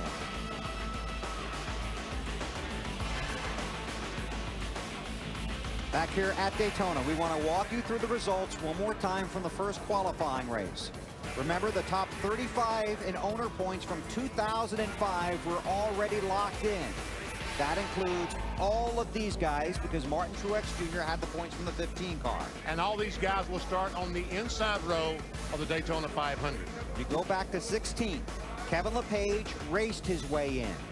So he's in the Daytona 500. Also, behind him, Bill Elliott raced his way in. Those are the top 2 cars, non-top 35 cars, so they're in. Mike Skinner is eliminated. Derek Cope is also out. Brian Vickers is in based on last year's top 35 in points finish. Then Boyer, Gunzelman, he's not going to race. Larry Foyt, not going to. Andy Belmont, Randy LaJoy, Chad Cheff, and Paul Menard are not going to race. But Hermie Sadler will race based on his qualifying time. Even though he finished 29th last in this race, Hermie Sadler's time from qualifying was enough to get him into the race based on NASCAR's formula for lining up the 43 cars. You got all that, Marty? I got it all down, Pat, and so does Sterling Marlin. In a very bizarre incident late in the race, Sterling, what happened on that? I don't know. We was going to cut the oil cooler fan off and caution out, and let me see here. Yeah, Sterling is looking at the replay as you are at home for the very first time. Yeah, I mean, we reached down to cut the oil cooler fan off and never knew nothing was anything on the track, and I looked up and everybody was stopped. So everybody was locking them up, sliding. I guess it was somebody blew a tire or something, a bunch of debris ahead, and couldn't get stopped. So these Speedway cars just locked the brakes up. I'll take the blame for it. Just couldn't get stopped. Yeah, how damaged is your race car, though, Sterling? It's a really good car. We run them guys down by ourselves the first day before the first caution come out, and the car really drove good. We got hung on the bottom, and Martin got hung out and sideways off too. Had to lift, lost 4 or 5 spots, and got a really good car. We'll just get it fixed, and we'll be back up front. Moral of the story, don't take your eyes off the road, right? That's right. Exactly right, Dave. Kyle Busch on the left is in race 2. Jimmy Johnson finished 4th in race 1. So Kyle getting a few pointers here. Wait, Kyle, wait. Got to know what you learned from your teammate, first of all. Stay out of wrecks, probably. Yeah, he said it's really, really tight out there. So it's good to have that basis right now, to have some teammates in the first race to try to figure out what you need for the second one. And his low Chevrolet was good enough in the first one. I think he finished pretty good. Oh, he finished 4th. He did all right. Yeah, so I guess it wasn't too tight, but it wasn't terrible. So we'll see if we can take our Kellogg Chevrolet and finish there, or maybe better. Okay, I think your race is going to start in a minute, so we'll see you out there. Jimmy finished 4th today, and, you know, some moments out there guaranteed in the field. What do you take to Sunday's race now from today? It was a great race for us to get out there and get used to things without Chad being around, as we all know. So, you know, the team worked well. Great adjustments on the pit stop. The car was a lot better in the second run. Pit stop was really fast and clean. You know, the car was prepared, put together. All the steps that we needed to, you know, work through and get practice for the 500 without Chad here really paid off. So, great day for us. Take a look here. One close call for you with the 14 car here. What's happening? Yeah, I got loose coming into up into that corner and was chasing the car down the track a little bit, and thankfully Sterling, you know, got checked up in time and slowed up in time. I was kind of hanging on at that point and came down in front of him. Okay, and your assessment of the lack of or the use of bump drafting or slam drafting in that race? Yeah, I think that, you know, when you don't have the points on the line like we had in the shootout, and the money and the excitement, you know, we're going to drive aggressively, and that's what we had the other night. Tonight, or today, I guess, whatever it is, and everybody wants these cars, points count. You know, we're back to our normal schedule, so everybody's going to drive a lot more conservative until you get to 15 or 20 to go in the Daytona 500, and then it'll be back on. I think what he's saying is everyone behave today, but let's keep our eye on Sunday, Bill. Thank you, Dave. Let's check in with Matt. Bill walking back up the grid. Scott Riggs, who will have to race his way in. You've had to wait a little extra time. How tough? It's not bad, you know, just get a chance to see what's going on and see how the first race played out. And you said before it was driving you crazy having to wait. It's driving me crazy having to wait till this day. You know, I wish we were already in the show from last Sunday's qualifying effort, but unfortunately with the ring gear breaking like it did, got to go out here and make it exciting for you guys. And you've got a teammate in this race to help you get into the 500. Yeah, we got a teammate with Jeremy Mayfield who already said he's going to do whatever he can.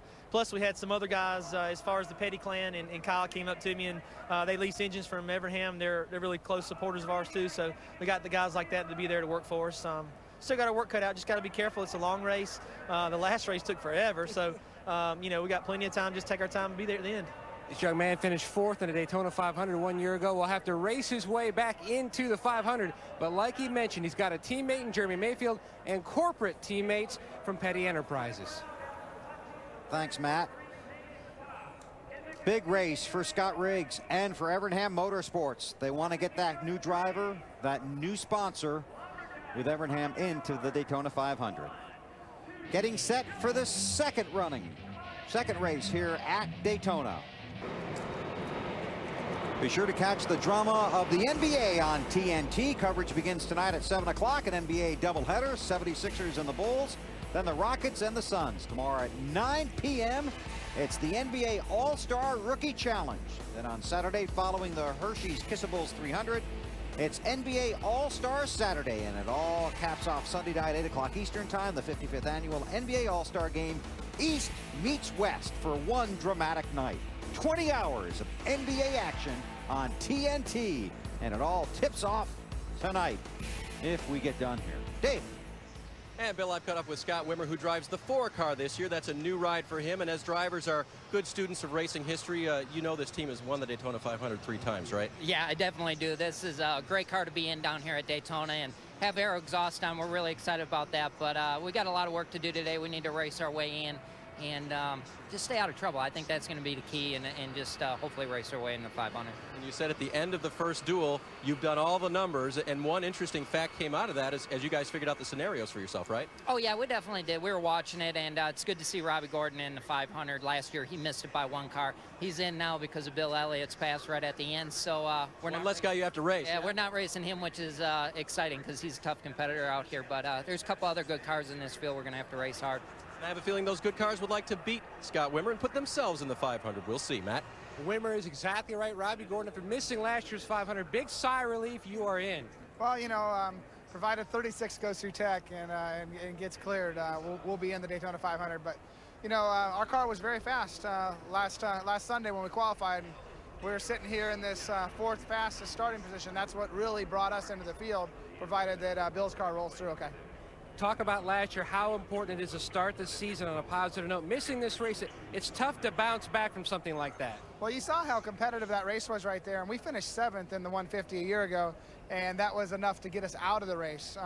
You know, for us now, we can enter this race and just really learn a lot about the car that we can apply to this Sunday. And if the car's tight, we can make adjustments during the week and hopefully get it freed up. But I think we made enough adjustments over the night last night. For today, when we rolled through tech, I think we're going to be pretty good. Rolling under DEI power this year. Marty? No team came from further away, Matt, to make the Daytona 500 than Kenny Wallace's team.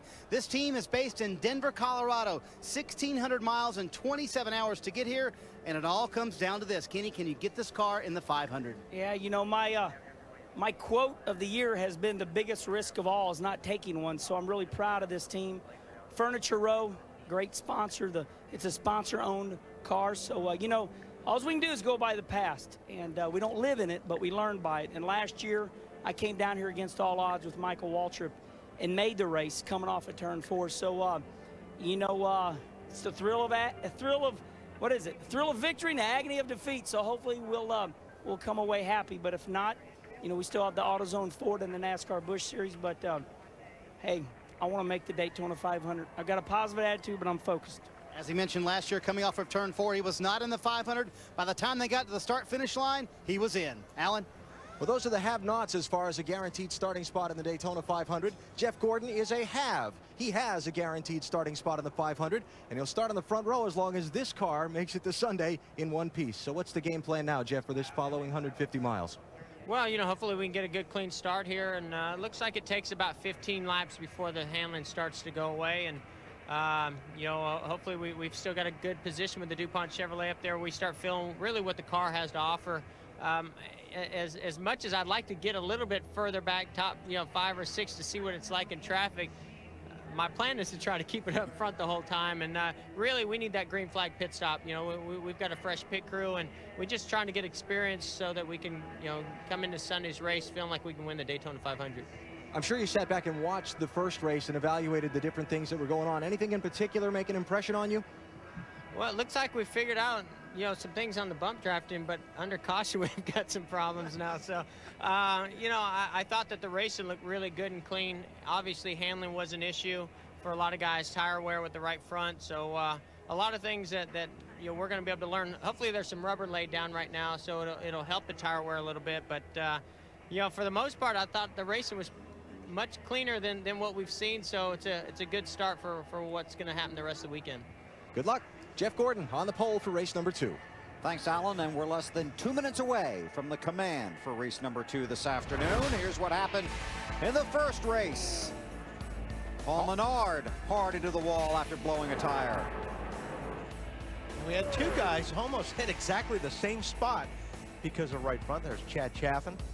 And that put a lot of debris down, and Sterling Marlin was reaching for change the CD or something in his car, he said. And under caution ran into Dale Jarrett. Here he's riding along with Dale Jarrett. There's the bang in the back, and around DJ goes. So he looked down to switch off the fan, took his eyes off the track for a second, and found himself in traffic. Elliott Sadler won the race. And Carl Edwards barely beat Dale Earnhardt Jr. for second spot. And Kevin LePage and Bill Elliott raced their way in to the Daytona 500. And now 29 drivers left, 150 miles on the line, a qualified spot for the Daytona 500. Robbie Gordon is in. And the 32 car, the 32 and 7, both those cars can make the Daytona 500 based on their qualifying speed, but they want to do like Elliott. They want to race their way into it. And if they do finish first and second, that opens up the door for Kirk Shelmerdine to get in based on his qualifying time. There you see the guys that need to race their way in the second qualifying race this afternoon, including Scott Riggs, The car and the sponsor look familiar, but it does not have any owner points. Let's go trackside and get the command. Race fans, it's time to get to the second Gatorade Duel underway. Will you please welcome back Don Miller, Senior Operations Manager of 7-Eleven, for those most famous words in motorsports. Gentlemen, start your engine.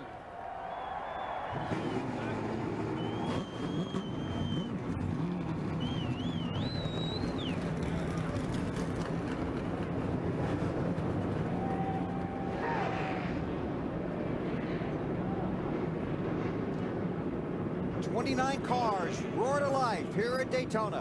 When we come back, we'll have the starting lineup for the second of the qualifying races.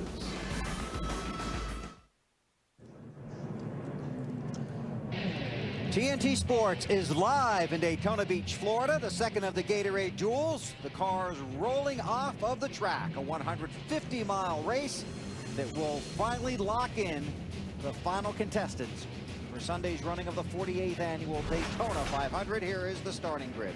Jeff Gordon starts on the pole in this race. He'll be outside the front row in the Daytona 500. Bobby Labonte carrying the colors of Petty Enterprises. Row 2 in his new ride, Jamie McMurray on the inside. On the outside for Hendrick, Kyle Busch. Back in row 3 on the inside, Kevin Harvick, teammate of Jeff Burton, and Joe Nemechek, Sterling Marlin's teammate. Back in row 4, J.J. Yaley, a Nextel Cup rookie, next to Travis Kvapil in the 32 car for the 500. Jeremy Mayfield on the inside for the Everham Dodge, and on the outside, a very happy camper, Robbie Gordon. In row 6, a couple of Jack Roush cars, Greg Biffle on the inside, Mark Martin on the outside. A couple of Chip Ganassi cars in row 7, Reed Sorensen, a rookie, and Casey Mears locked into the starting field. Row 8 on the inside, Ryan Newman. On the outside, Kirk Shelmerdine. He's got to race his way into this. Also another guy's back. Two more guys in row 9 got to race their way in. Stanton Barrett, Scott Wimmer. Row 10, Kyle Petty and Dave Blaney, both locked into Sunday's starting grid. Row 11, another new ride, David Stremme on the inside. On the outside, Morgan Shepherd. Michael Waltrip is in the Daytona 500 based on last year's 77 points, and Mike Wallace, another car that's got to get in the top 2 finishers of non-35 cars. Some desperate people back here. Chad Blunt needs to race his way in, as does Kenny Wallace. We heard from him just moments ago. As well as Scott Riggs on the inside, and the outside, Carl Long. And Terry Labonte will start 29th. He is in the Daytona 500 based on being a past NASCAR Nextel Cup champion. And he had a good qualifying run the other day, but his time was disallowed because there was something wrong with the carburetor in post-race, post-qualifying inspection. So he starts at the back of this field. There's Robbie Gordon out on the track. Wally's got him dialed up. Robbie Gordon, this is Wally in the booth. Can you hear me all right? Hey, Wally, how are you? Well, doing pretty good. I know you are, because we talked this morning, and I know what you were going through this morning. Wow, what a range of emotions. Now you are in the race, and now you can go out and have some fun. It's kind of nice, you know. We had a really good qualifying effort with Jim Beam Chevrolet, and to be sitting there that 4th time, we knew that was going to be important. Just missed it by about 4 thousandths, but that race right there, I think Bill coming to get 4 tires at the end, it helped us out for sure. Well, this has really got to help, especially for this season, because, you know, you miss this race like you guys did last year. You kind of dig yourself into a hole. And, man, what a great start. Having this race behind you for your sponsors and everything, it's definitely a great outlook. Well, it is. And to have DEI Power Plant, the 3 great sponsors that we have with Jim Beam, Harris, and Menards, I'm really excited about 2006. Well, are you going to stay away from anybody out there in particular now that you're in the show? I've kind of got a game plan. I told Harvick that I would run with him. His car's pretty fast. We worked together before in the past, so we'll see if we can stick together here and try to run up the front as high as possible. Well, good luck and have some fun, Robbie. And thanks, guys. You have a good day up there. So Kevin Harvick and Robbie Gordon working together on the racetrack? Richard should have got them to work together when he was over there, right? I don't think they even talked when they were teammates. We'll see how that works out. Jeff Gordon and Bobby Labonte on the front row. Final stories from pit road. Let's start on Harvick with Marty. And Bill, believe it or not, Harvick told me this morning that was the plan, that he was going to work with Robbie Gordon. But the one goal for Harvick today is leave with this car in one piece. If you'll remember their qualifying race from last year, they wrecked, had to go to the backup car. These guys who came to just pit the car on Thursday wound up staying all the way till Sunday just to make sure their 500 car could get through tech. One other goal, they're experimenting with their setup a good bit. They have a basic setup for the Daytona 500 that they're happy and comfortable with. They want to try this, maybe as a direction they might go for Sunday's race. Matt? It's 150 milers, very important for Jamie McMurray and the 26 team now. During testing, they picked this car faster than the Bud Shootout car, but when they returned to Daytona, the Shootout car was actually better. They've been chasing speed and also handling the car like a lot of teams today and this weekend, battling a tight condition. Jimmy Finnick told me they're in the same boat as a lot of others. They're hoping the changes they made last night will give them a good indication if they're going down the right road or not. Jamie finished second here last July. Dave? And the 41 of Reed Sorensen, the red and white car, the black number 40 of David Stremme, and the green 18 of J.J. Yaley. Three very fast rookies. Between them, only 8 starts at this track, none of them in the Nextel Cup Series. They're very fast cars, and they all have guaranteed spots in Sunday's 500. But anything can happen at Daytona, and when you're a rookie, anything can happen at Daytona. Alan? Well, Dave, in last Sunday's Budweiser shootout, Kyle Busch took some criticism from some of his fellow drivers over what they deemed to be overly aggressive driving in the draft during the race. We show you some of that now. I talked with his crew chief Alan Gustafson earlier today in the garage area. He said part of their mission during today's race was to regain the confidence of those fellow competitors so they could draft effectively and together with them during the running of the Daytona 500 this coming Sunday. They also want to take care of their car and keep it in tip-top shape for Sunday's race. As for Kyle, both he and Alan Gustafson told me the same thing, that circumstances today are different. This is not a nothing counts, nothing matters race like last Saturday's was, except the win. This race means this is how you'll go into the Daytona 500. Starting spot, car condition, the whole thing. Different mindset starting today's race for Kyle Busch. Thanks, Alan. You guys enjoy the race down there. We will point out that NASCAR has 6 additional officials around this track today watching for what they said in the drivers' meeting is aggressive driving. They will not be afraid to penalize a driver for that, but NASCAR President Mike Helton made it very clear it's up to the drivers to self-police, or NASCAR will have to jump in and make a judgment call. But I think, like AB was referring to, there's not enough on the line today to really see a lot of that happening. This is basically a test session for most of these guys. There's still some guys that got to race their way in, but you're not going to see what they're referring to until you get into the Daytona 500 with 20 laps to go, 25 laps to go, then all bets are off. On board with Terry Labonte, this is Hall of Fame racing. Roger Staubach, Troy Aikman's effort into NASCAR Nextel Cup racing. It's Mikey. Michael Waltrip. How does he know he's watching television? The big screen. He's watching the big screen around the track. And on board with Kevin Harvick in the 29 car.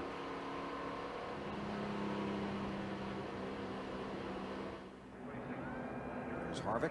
29 cars in the starting field. 2 positions left in the Daytona 500. When we put in the ticker at the top of the screen, the drivers highlighted in yellow are the drivers that must race their way in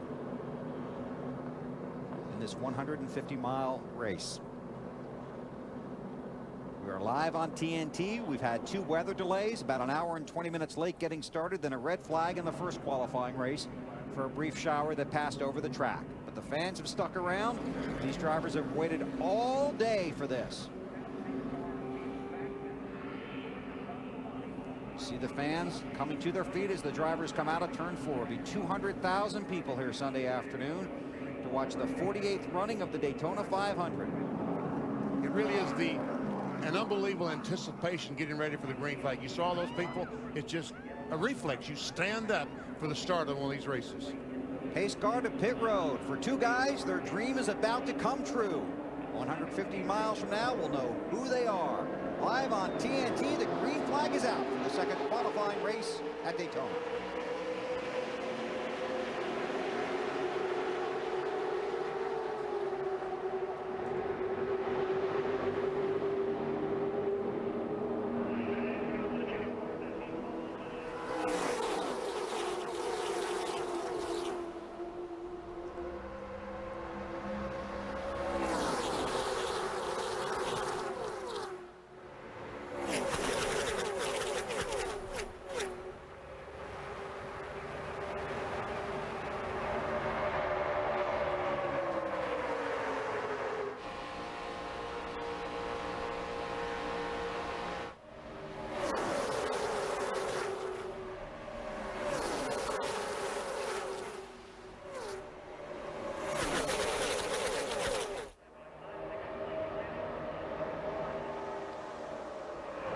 these cars about another half a lap to get up to full speed because they do run restrictor plates here at Daytona, just like Talladega. I thought Bobby Labonte in that 43 car was going to lead the first lap of this qualifier. That outside lane just won't go, will it, Bennett? No, it won't. Labonte trying to nudge his way in front. Gordon comes right back. Jamie McMurray in the 26, Kyle Busch in the 5. You heard Alan talk about it. A lot of eyes on that 5 car in this race.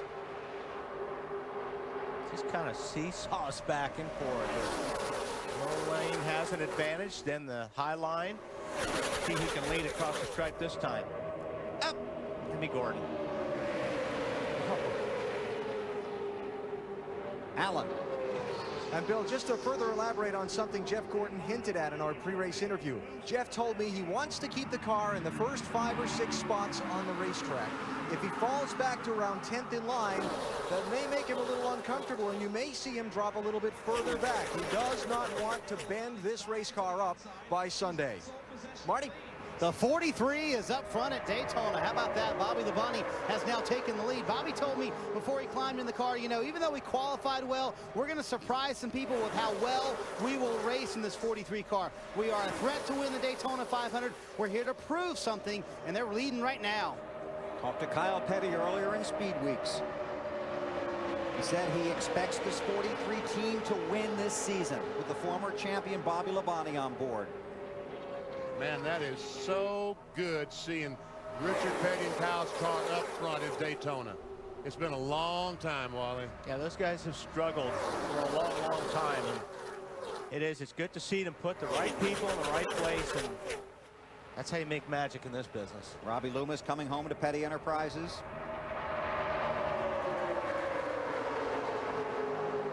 You know, and really Bobby Labonte, I think, hated to hang the 5 car Kyle Busch out to dry, because really he's responsible for him getting the lead. He got up behind him and gave him such a great push to get him by the 24 car. Jamie McMurray in the 26 was not able to get up behind Jeff Gordon and give him the push that he needed. So now Kyle Busch needs somebody to help push him to the front. That's right.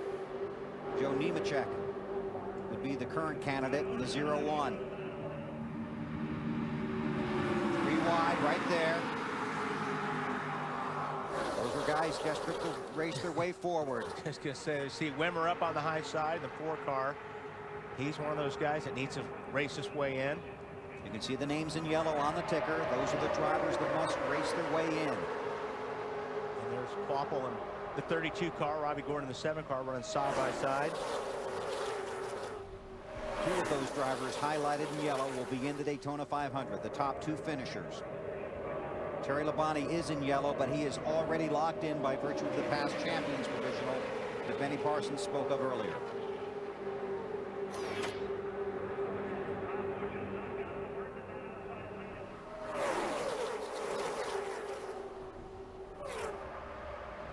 Robbie Gordon is also in yellow, but he is locked in based on the finishing order of the first qualifying race. He and Travis Quapple, the 32 car, they will start regardless what happens based on their qualifying speed. But they want to start as far forward as they can in the Daytona 500, and they can do that by finishing well in this race. And if they finish first and second, that opens up other positions, 2 other time spots. Allen on Robbie Gordon. Yeah, Bill, this Speed Week's so important to his team. Robbie Gordon's race team was brand new 1 year ago. They came to Daytona and did not make the 500. They also had an engine supplier a year ago that was new to Nextel Cup racing and frankly struggled to get things going. Robbie was not guaranteed a starting spot because he had so many races he didn't finish, 9 engine failures, 5 wrecks last year. He needs to get this season off on the right foot, get into the top 35 in points so he doesn't have to sweat like this anymore for the rest of this year. Oh, here comes Jeff Gordon down the middle. No, he's going to follow the 5 car and put Kyle Busch in front. Those are go with his teammate. That's right. And the 0-1 car, Joe Nemechek, uses Hendrick power. So 2 Hendrick Motorsports drivers in that high groove, followed by the 0-1 of Nemechek.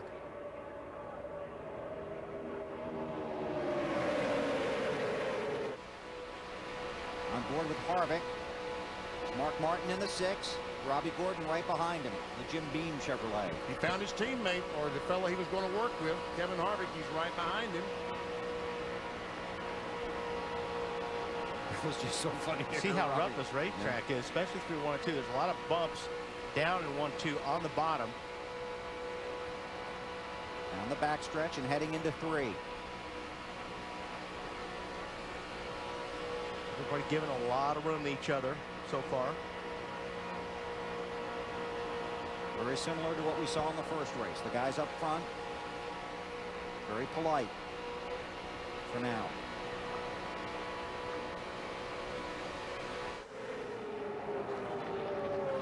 Kyle Busch out front. The second qualifying race at Daytona, live on TNT.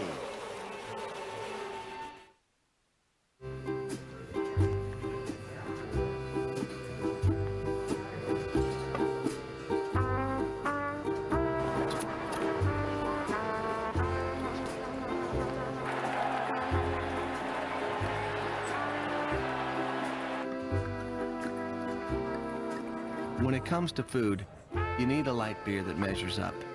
Great tasting, less filling Miller Lite. Taste for yourself. Miller. Good call. So cool, man. Vin, this whole show is awesome. I know. Hey, boys. Mr. Wolfson, what are you guys up to tonight? Studying. You? Grading papers. See you in class on Monday? Got a spicy side? Try McDonald's new Spicy Premium Chicken. A tender, real chicken breast, bold chipotle spices on a honey wheat roll. It's the hot new Premium Chicken Sandwich. No way. Kurt Angle, the World Heavyweight Championship. WWE No Way Out. Live Sunday, February 19th on DirecTV pay-per-view. We always thought they would come in peace. Want to go inside? It's okay. Where's this under? We were wrong. Get out! Get out! This is not a war. This is an extermination. Tom Cruise. I don't know what they expect to find when they got here. War of the Worlds, a Steven Spielberg film. But they found us. Order it now on DirecTV pay-per-view.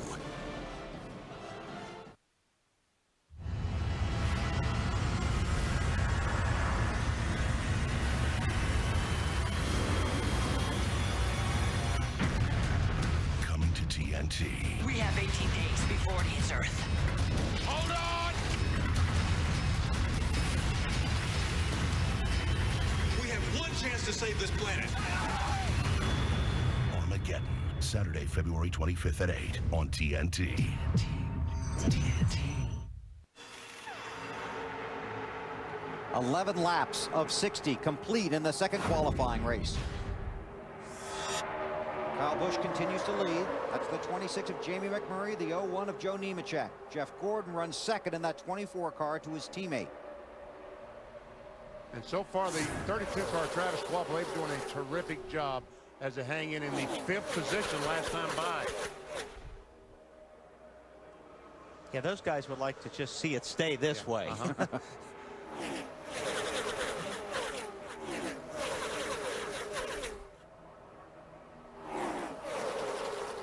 Now we're going to start getting to the point where these tires have been run hard long enough. The fuel's starting to burn off. The handling will start coming into play here. The last time it was about 15, 18 laps. We start seeing some big changes with these cars. Marty? BP in the middle of that second pack. Mark Martin in the 6 car right there. So the top line is actually a little bit better than he thought it would be right now. 205 on the water for Mark. So that's a little lower, I think, than they would actually like. But Mark is just trying to hang in there and catch as much draft as he can. He has never won one of these dual races. He would love to do it today. Matt? Marty about 4 rows up, and his teammate, the 26, Jamie McMurray. Now, I told you earlier what Jimmy Finnegan-Scrucci said. They've been battling tight most of the weekend. The good report, he just said the balance is really good, just past the lap 13 mark. AB?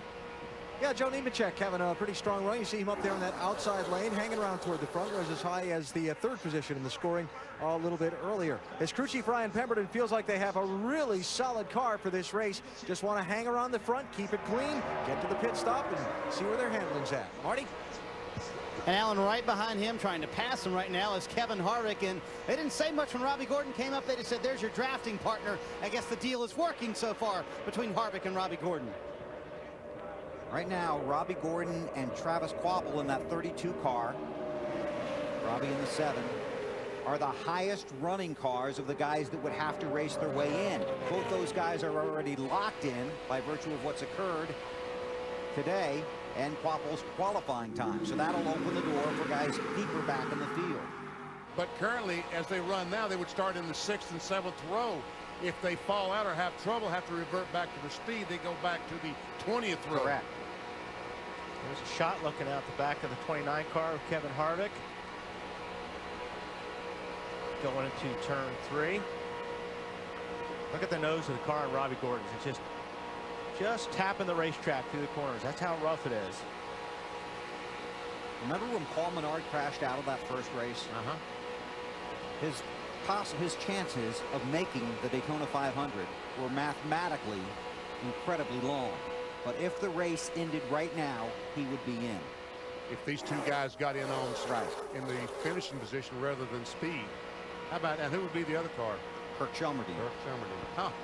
So right now, somewhere, Paul Menard, if he's paying attention, is watching this race, and he is the biggest Robbie Gordon, Travis Kvapil fan on the planet.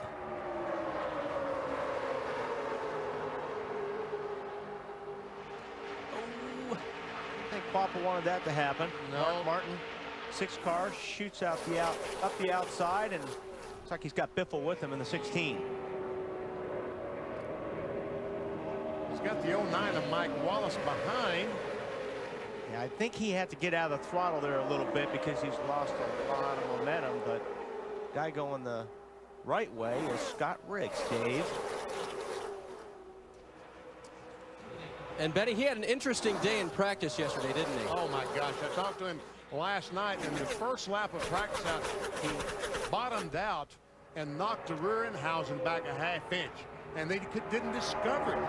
All they practiced for 2 hours yesterday, not knowing what the problem was. The tires were not squared up. What did he say today, Dave? Well, I talked to him, and I said, you know, they called me back to the garage after I'd gone back to my motor coach to relax, but we were all scratching our heads. We didn't know what to do with our car. And they said, you need to come back over and look underneath it. Of course, the rear end had been bent back, and they said, Scott, we can fix this.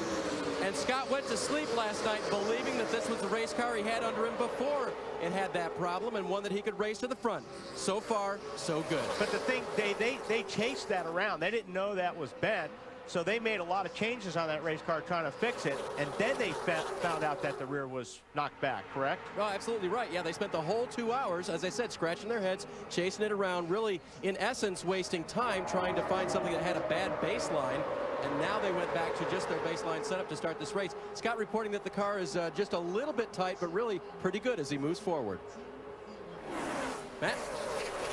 Dave, the 42, Casey Mears on the bottom. The first 10 or 11 laps, he was up in the high line. Now he's trying to work his way back up there, right behind his teammate, the 40, David Stremme. The car worked much better on the higher side. Wasn't as tight. Tab Boyd, his spotter, was working him up there. Finally got him up there, AB.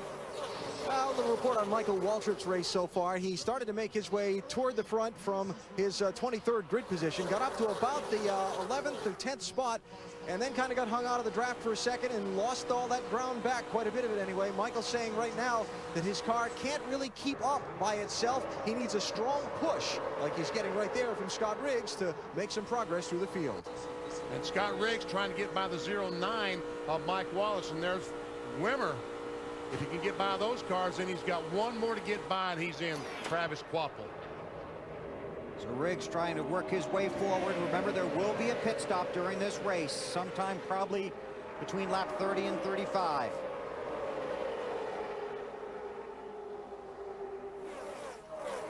We'll get a break in here before they pit. Starting spots in the Daytona 500 on the line.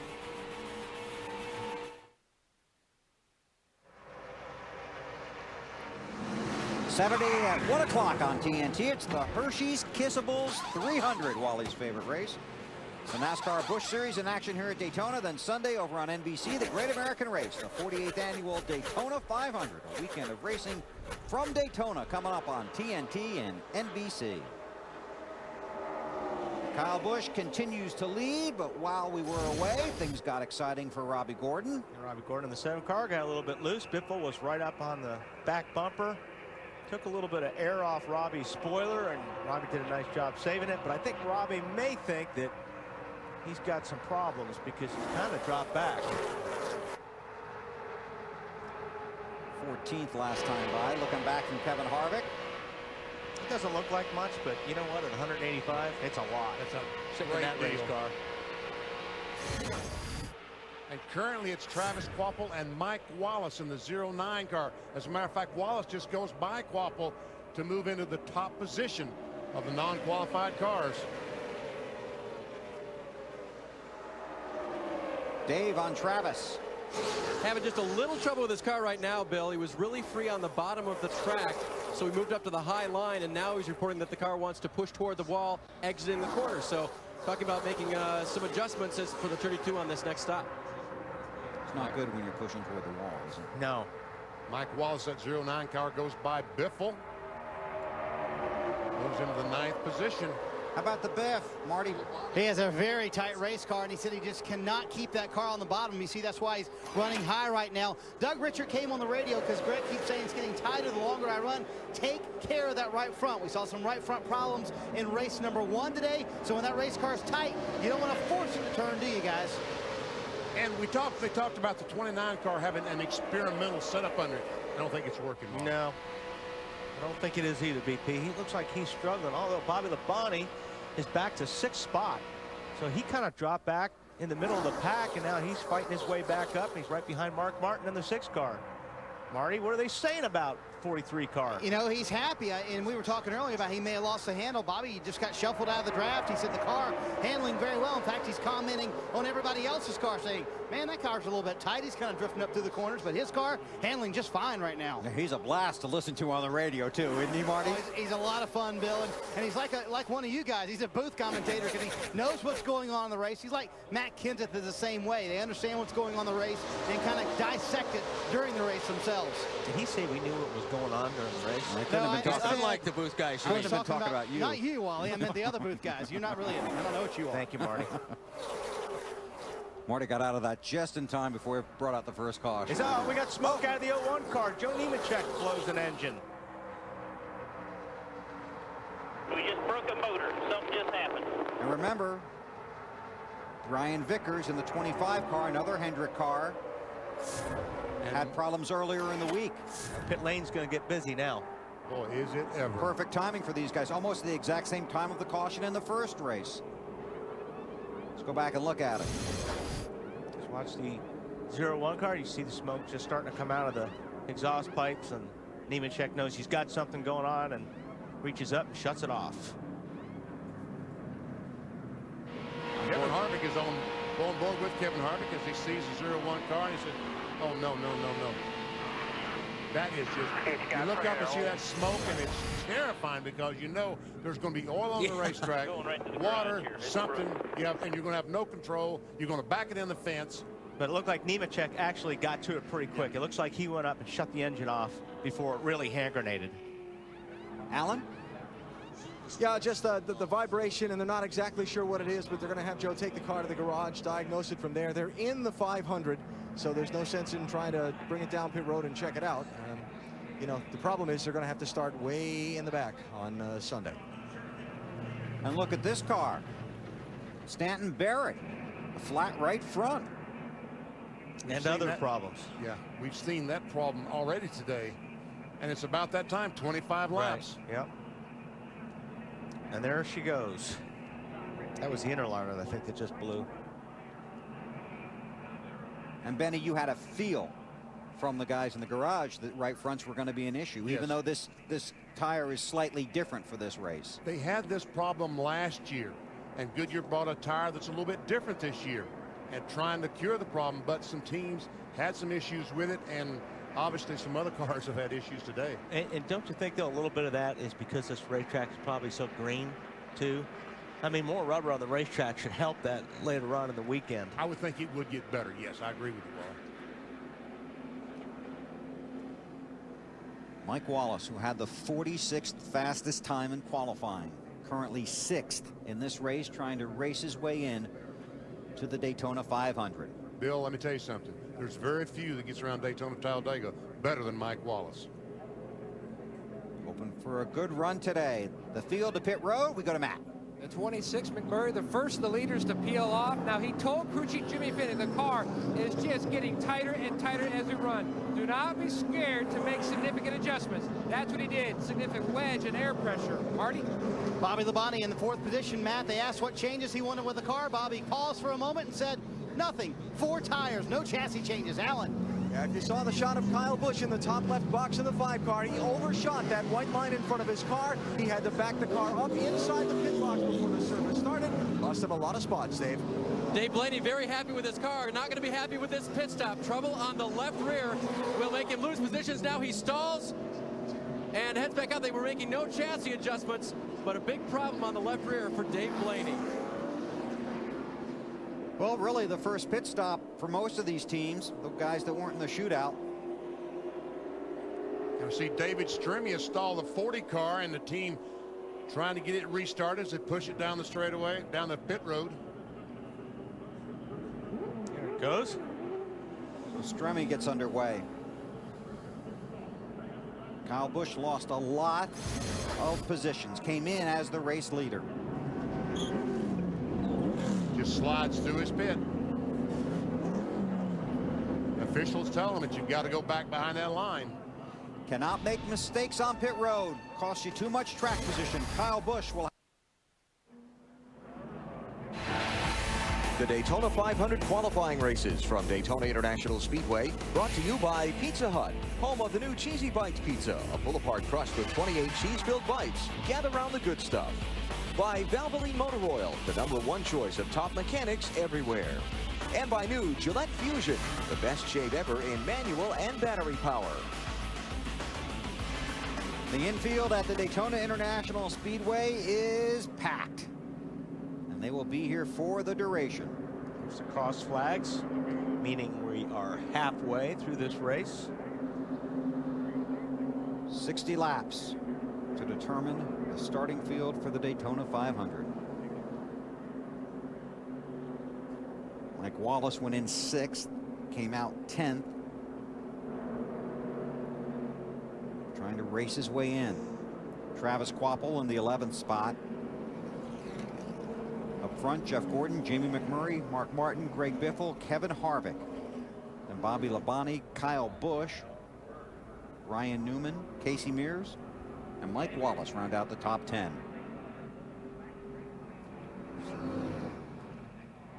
Never see the 95 car. I think the 95 should probably go ahead and call it a day. Yeah, looks that way.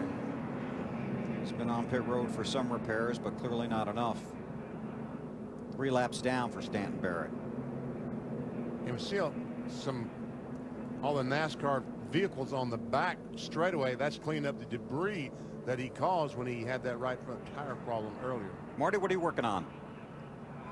Hey guys, real quick, Mark Martin's pit stop. He came down pit road, so the car was just starting to get tight towards the end of that run. They took a round of wedge out of the left rear. Mark was very happy with the time on the stop. Meantime, Bobby Labonte not happy with the time on his stop. He told the guys it was okay, but they did lose 4 spots, or actually 3 spots, when they came to pit road. He is now in 6th position. Well, they've put some experienced people around Bobby Labonte, especially with Robbie Loomis coming back. And Robbie Loomis and Todd Parrott got over there to the Petty Enterprises and said, you know, you guys have been operating at 85%, and you've got to get to 100% if you're going to compete at this level. But they'd heard that over there before, right? Paul Andrews had been telling them that all year. Guys, we just aren't at 100%. And when Robbie came over and Todd Parrott, then Kyle said, okay, I believe you. And we talked about this a little bit earlier, but they went to Las Vegas. Bobby's car wasn't very good. They took it back to Petty and they cut it up. And it's been a long time since they've cut up a race car at Petty Enterprises. Alan? With Greg Irwin, Robbie Gordon's crew chief. Greg, you were slipping back quite a bit there before the stop. What kind of adjustments did you make to try and get him back in the hunt? Just trying to tighten the carb a little bit. We were tight most of the day yesterday in race practice, as I think most of the guys were. Looks like maybe we over-adjusted a little bit. Just stepping back on that with a little bit of wedge and a little bit of tire pressure. But everything's going pretty good. Mindset of today's race. Before you started the day, you didn't know how your circumstance was going to be. Has it relaxed a little bit now? Yeah. We were pretty worried. Fortunately, things worked out for us in the first 150 there, to where we're locked in. We can kind of sit back right now and make some adjustments on the car and maybe learn a little bit of something for Sunday. I think the big smile when he said, "Yeah," told it all, didn't it, guys? Matt? AB, Mike Wallace currently running in the 10th position. Mark Reno, your man is in if the race ended now, but we've got a lot of racing left. What's Mike Wallace saying about the car? Well, he's really happy with the car. We did absolutely no changes, just 4 tires. Our main concern was to have a pit stop without an error.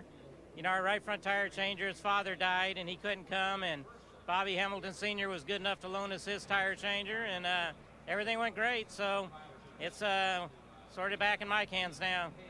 Mike Wallace, such a great drafter, especially in this type of situation, having to race his way in. Dave? Okay, now Scott Riggs has gotten some laps on the track with a car that is straight. You guys made a lot of changes, huh, Rodney? Yeah, we made a lot of changes last night, but car seems to be pretty good right now. Just trying to stay out of trouble at first 30 laps. A little tight, made some adjustments, and should be good to go here to the end. 3 rounds in the track bar, though, so they made a big adjustment on that car, hoping to loosen it up for Scott, make it more drivable. Thank you, David. The field coming out of turn 4 to get the green flag. Be 28 laps to go when they restart. And at the end of 28 laps, we'll have the starting field for the Daytona 500. Will Mike Wallace and Scott Riggs race their way in? Jeff Gordon leads the field to the green. And Jeff has 3 Jack Roush cars directly behind him, the 26, 6, and 16. I think they're going to make a move here on him, BP. Well, they're trying, aren't they? Gosh, are they close. Jamie McMurray in the 26, then Mark Martin, then Greg Biffle. See how much that mirror is getting used in the 24 car here in a minute.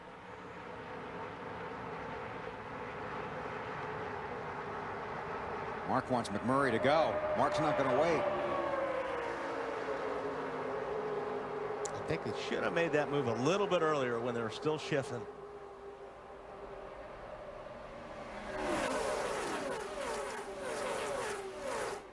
Single file through the first dozen cars.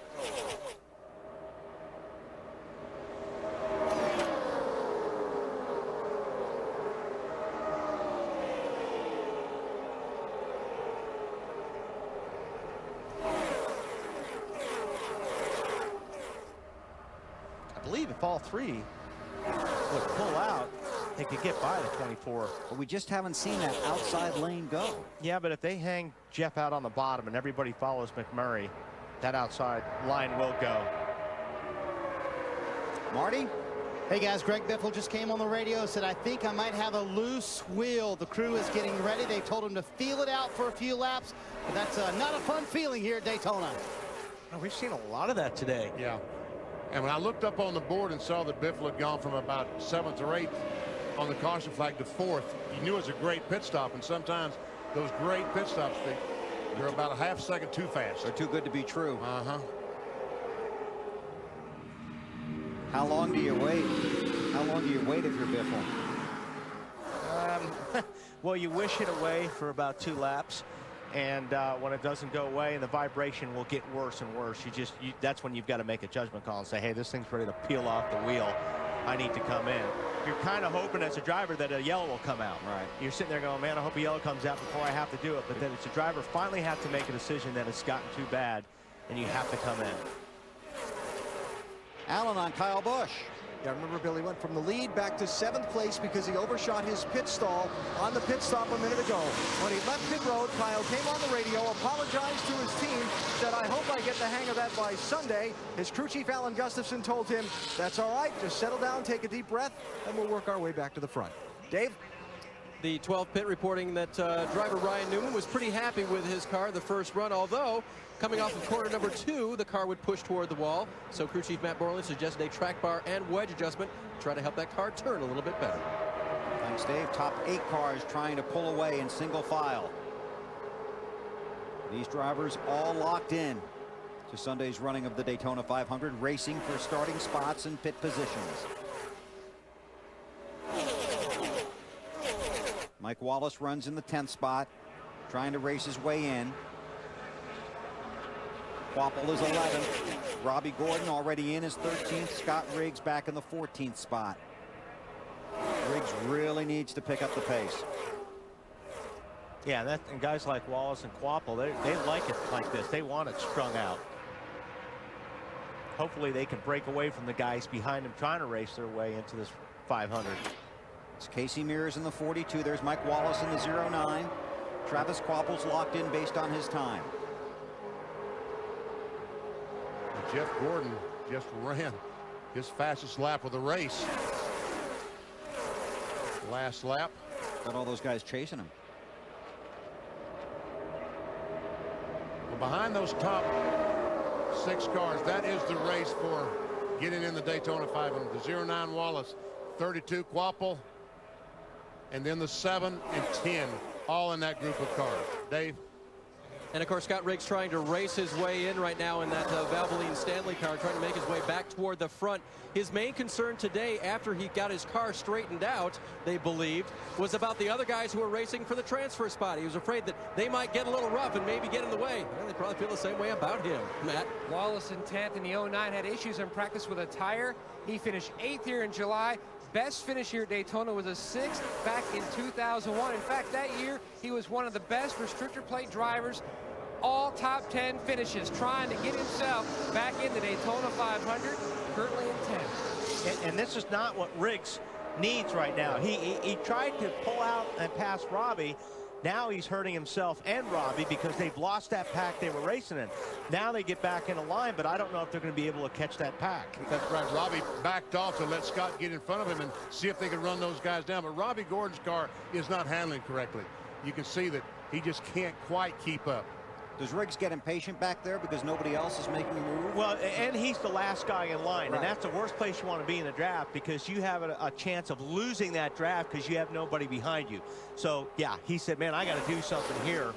But the thing is, on a situation like that, when you get 2 cars running side by side, everybody else is single file, you lose the pack.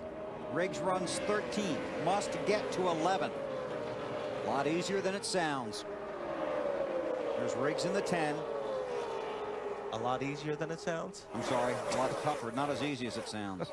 For you, it's a lot easier than it sounds.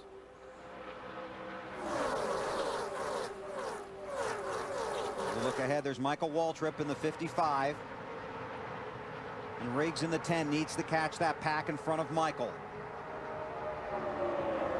If Robbie's car was a little better, Gordon could get on his bumper and push him forward. Yeah, and looks like Michael and Scott both are about to lose the draft. And see, like I said, that's a problem. You know, Michael was the last guy in the draft, and he had nobody to help him. So all these guys will start falling back. Now, hopefully they can all get together eventually and then get in a pack and run that pack in front of them down, especially if they're running side by side like they are here. That will help the guys in the back catch up. Less than 20 to go. See, Biffle talk in the 16 car talked about a loose wheel. He has lost about 5 or 6 spots, so I don't know if it's just an ill-handling car. Marty, what is he saying now? Well, you remember last year when Greg Biffle came on the radio, said, guys, I have a loose wheel, waited about a minute and came on and said, I'm just kidding, I don't have a loose wheel. I don't think that's the case today, but he has not mentioned anything about a loose wheel since the very first reference, so evidently the vibration went away. Now behind him, Scott Riggs has caught up. All these guys side by side. Here he comes right behind Mike Wallace and Travis Quapple. If he can get by the 32 or 09, he would be in the Daytona 500. Talking about the 10 car. That is the race right now.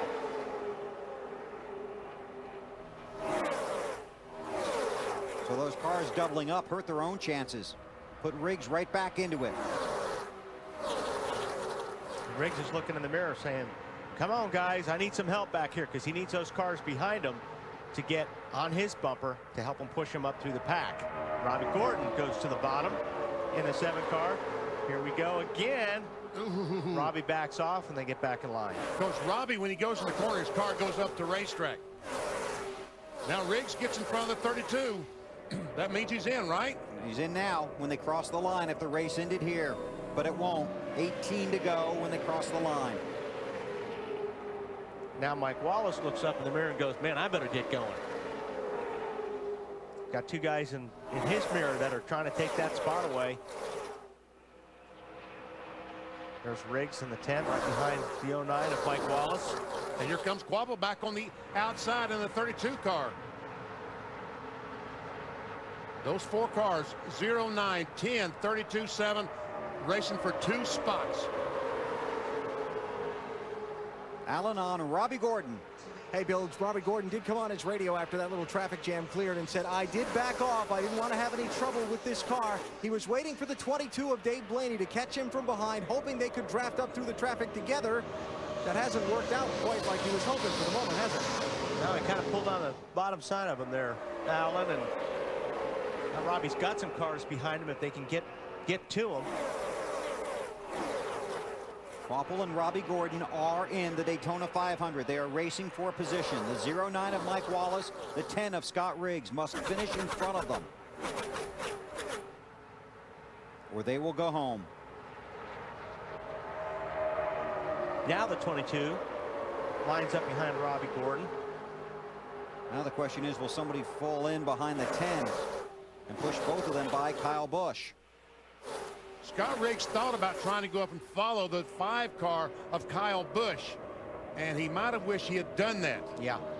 Now he should be able to get in line. Hurry, hurry, hurry. But that's going to be too late. He has to be in front of the 32. And the problem is that whole line's going to go by him now. His foot's through the floor, isn't it? Oh, it's yes. to the floor. Really needs to try to slide up in front of that 32 car, but I think he missed his opportunity. Dave?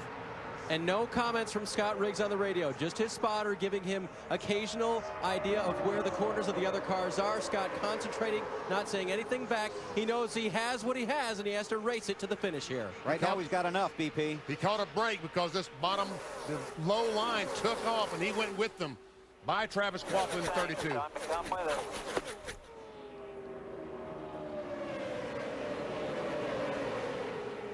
An update on another guy trying to race his way in, Kenny Wallace. Dave? And he's not doing as well, Bill. A well-known name, but a car that is not familiar to most. The 78 car of Kenny Wallace. He's now caught this pack on the outside, kind of the brown-looking car there, and Kenny trying to race his way. And the problem for him has been that coming off the corners, the car has wanted to push toward the wall all day long. They adjusted for it on their pit stop. It's still doing the same thing. Wallace now, though, in contact with those cars he would need to pass. He can see them. Question is, will he be able to catch them? Now Travis Quapple has gotten back by Scott Riggs. And what, Kenny Wallace is going to get in this mix right there. He's on the bottom of the 41, Reed Sorensen. Just doesn't seem like Kenny's car can suck up to the cars in front of him. And if it's pushing up in the turns, he's in the wrong spot. Exactly. Well, he's there now. Blaney looking at making it 3 wide. Decides to fall in behind the 32.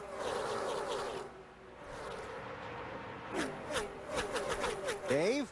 Another car the 78 would look for would be that 32 of Quapple. There is a working arrangement between these two teams. This 78 car actually, as he gets very close on the inside of the 19 car of Mayfield, a working association, and now, though, he is blocked behind the 41 of Sorensen. He couldn't stay down on that inside lane. No. Now, it looks like that Kenny's having to get out of the throttle because the car is tight or pushing. And if he's doing that, he's in for a long day here because he's not going to be able to keep up with that group. That's on board with Terry Labonte, 2-time series champion, driving for Roger Staubach and Troy Aikman, and locked into the starting field for the Daytona 500. J.J. Yaley in the 18, the Nextel Cup rookie. You see the yellow stripe on the back of the car. That indicates it's a rookie driver.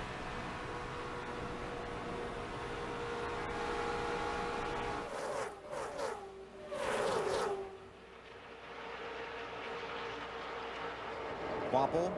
Wallace. Riggs in the 10. Needs to get by Blaney in the 22 and catch those two cars. Man, how nerve-wracking this is for Scott Riggs, Mike Wallace, and also Travis Quaffle. Riggs was unable to complete his qualifying lap, did not post a time. Has nothing to fall back on. It's a new team, even though it looks similar to the car Riggs drove for a different team last year. No owner points. And now Riggs gets by Mike Wallace for that spot. All of a sudden, looks like the 09 car is falling back, like he might have a problem.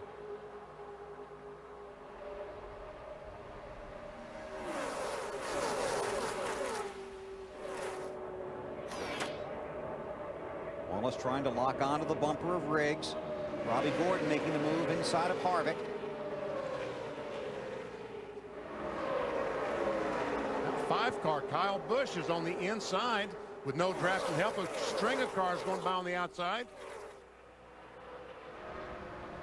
Here comes Mike Wallace to try to draft for that 5. That might work. Underneath Riggs.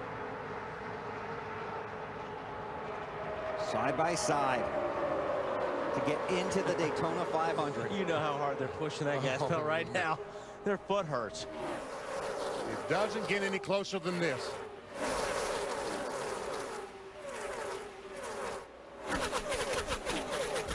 Ten laps to go.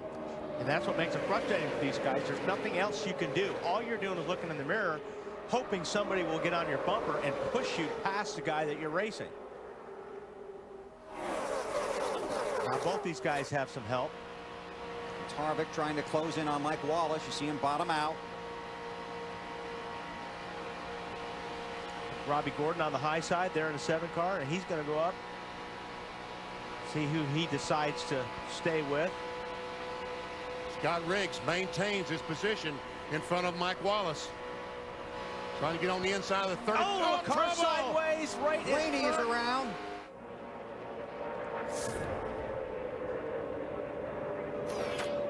Wow, that was a good job of everybody missing that one. Around, guys. Awesome job, Dave. That was an unbelievable save right there.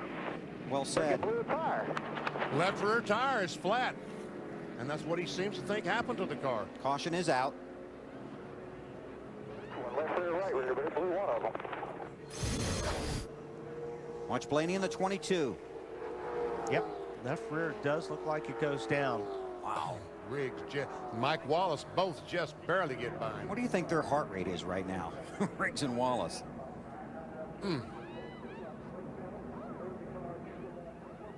I'll tell you, drivers don't get enough credit for preventing big wrecks, but this Blaney with a great job here. They're both Riggs, Mike Wallace did good jobs avoiding that wreck. Harvick as well.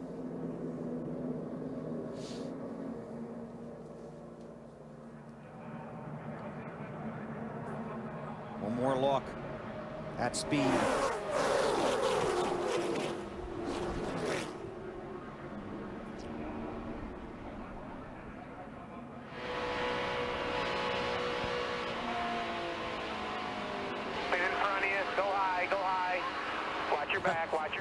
That was all on board with Terry Labonte. Check up, Terry. Check up, Terry. Check up, check up, check up. Now watch this. I thought he was going to smoke. Won't be able to see anything. Make sure he doesn't come up in front of you. Come.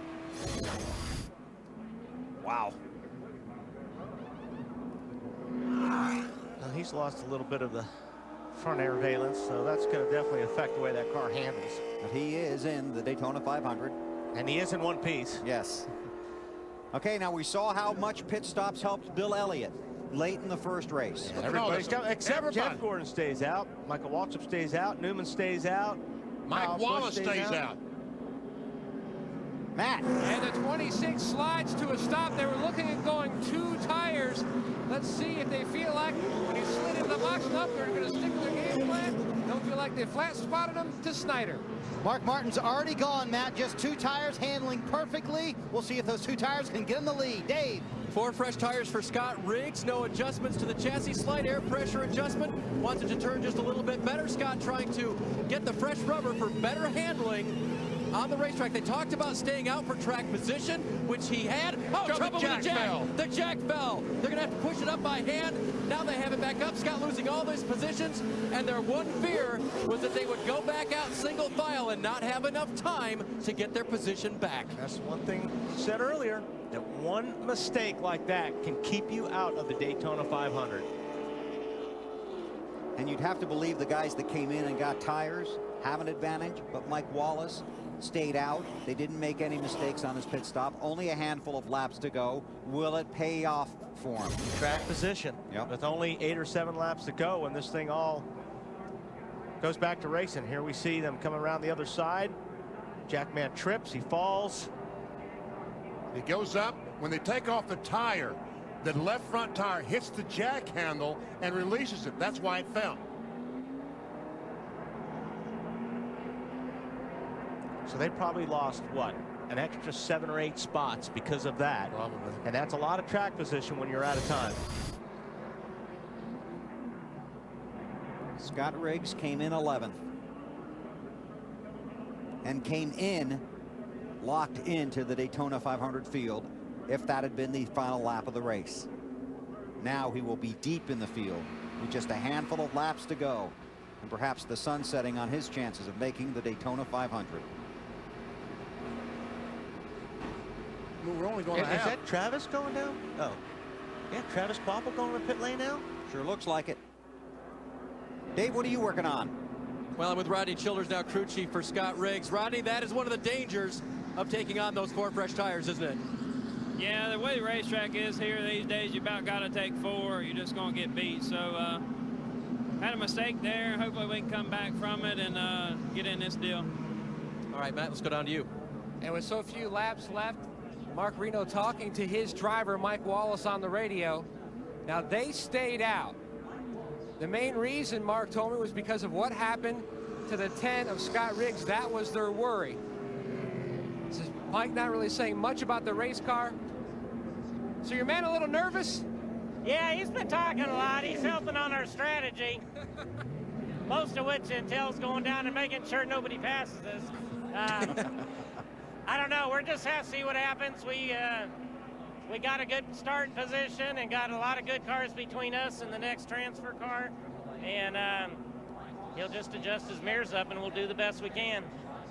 That's what he'll have to do, running in the 5th position. Dave? Hey, guys, just getting the last bit of information on the 32 there. Travis Kvapil had to come back down pit road because a hood pin was out. I asked how did it come out, and they don't know. They did not raise the hood on that stop, so somewhere on the track it popped out, and the official said you got to come in and put that baby back in. That's unfortunate. Really? Those are normally snugly in place and then taped down. And there's a lot of them these days, too, so. So they put the hood pin back in, and that does change the complexion because that puts Travis, who was racing for a transfer spot, at the rear of the field. And having to revert back to his speed. Right. To get in the Daytona 500. All right. And he will be in the Daytona 500 either way, but it changes the complexion of the guys racing up front. Be 6 to go when they get the green flag. Right now, Mike Wallace, and from nowhere, Kirk Shelmerdine in transfer positions.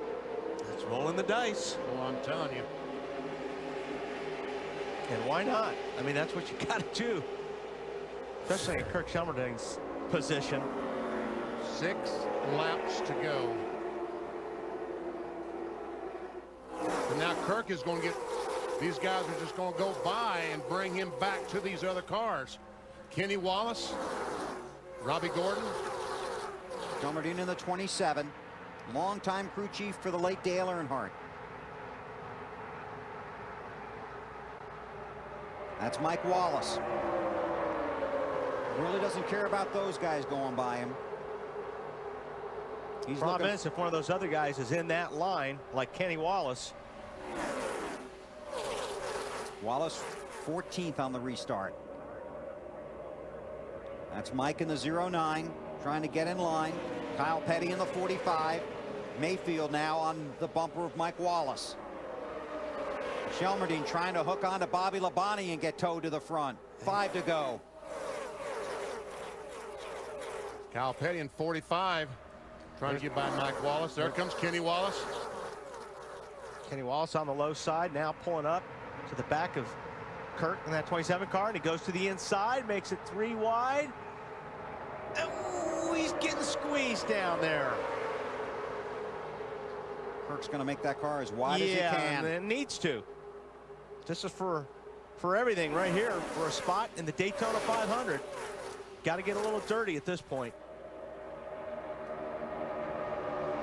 Mike Wallace in the 09. There goes Robbie Gordon on the high side in the 7 car. He goes by Kenny Wallace, and that would put Kenny out of the Daytona 500.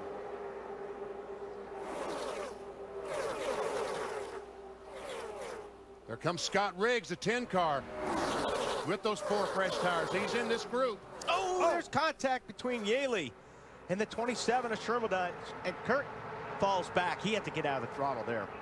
Riggs picks up another position, trying to catch Yaley.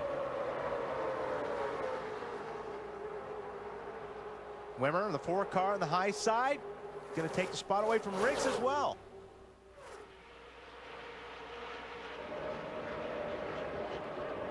All of a sudden, the 10 car, Riggs, is losing. He's lost his momentum. Lost his momentum, but he looks like he's lost more than that. Well, maybe not. Comes Quapple.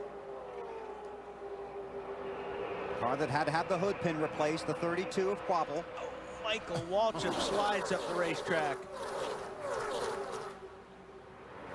Up front, Kyle Busch. On the inside, and Kyle Petty trying to get around Biffle.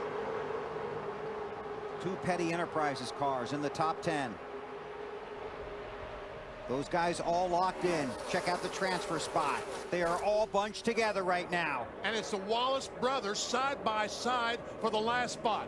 Mike in 09, Kenny in 78 alongside. Here's Terry Labonte in the 96 car, the high side of Kenny Wallace. Less than 2 to go. Riding with Terry.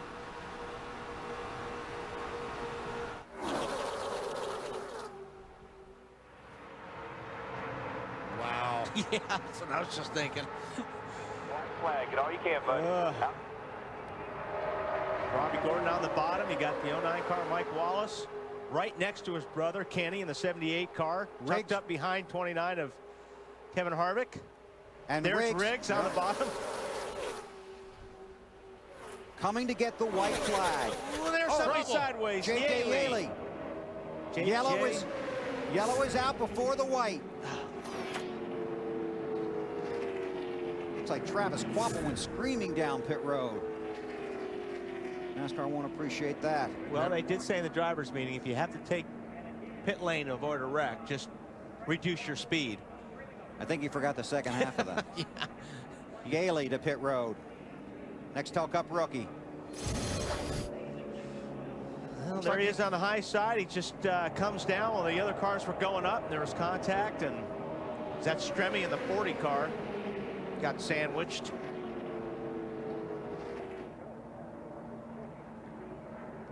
Now the field is frozen when the caution comes out.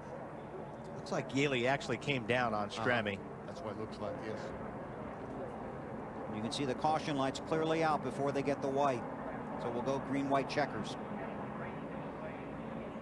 Ooh, Quapple got through that barely. May have some damage on the right side of his car.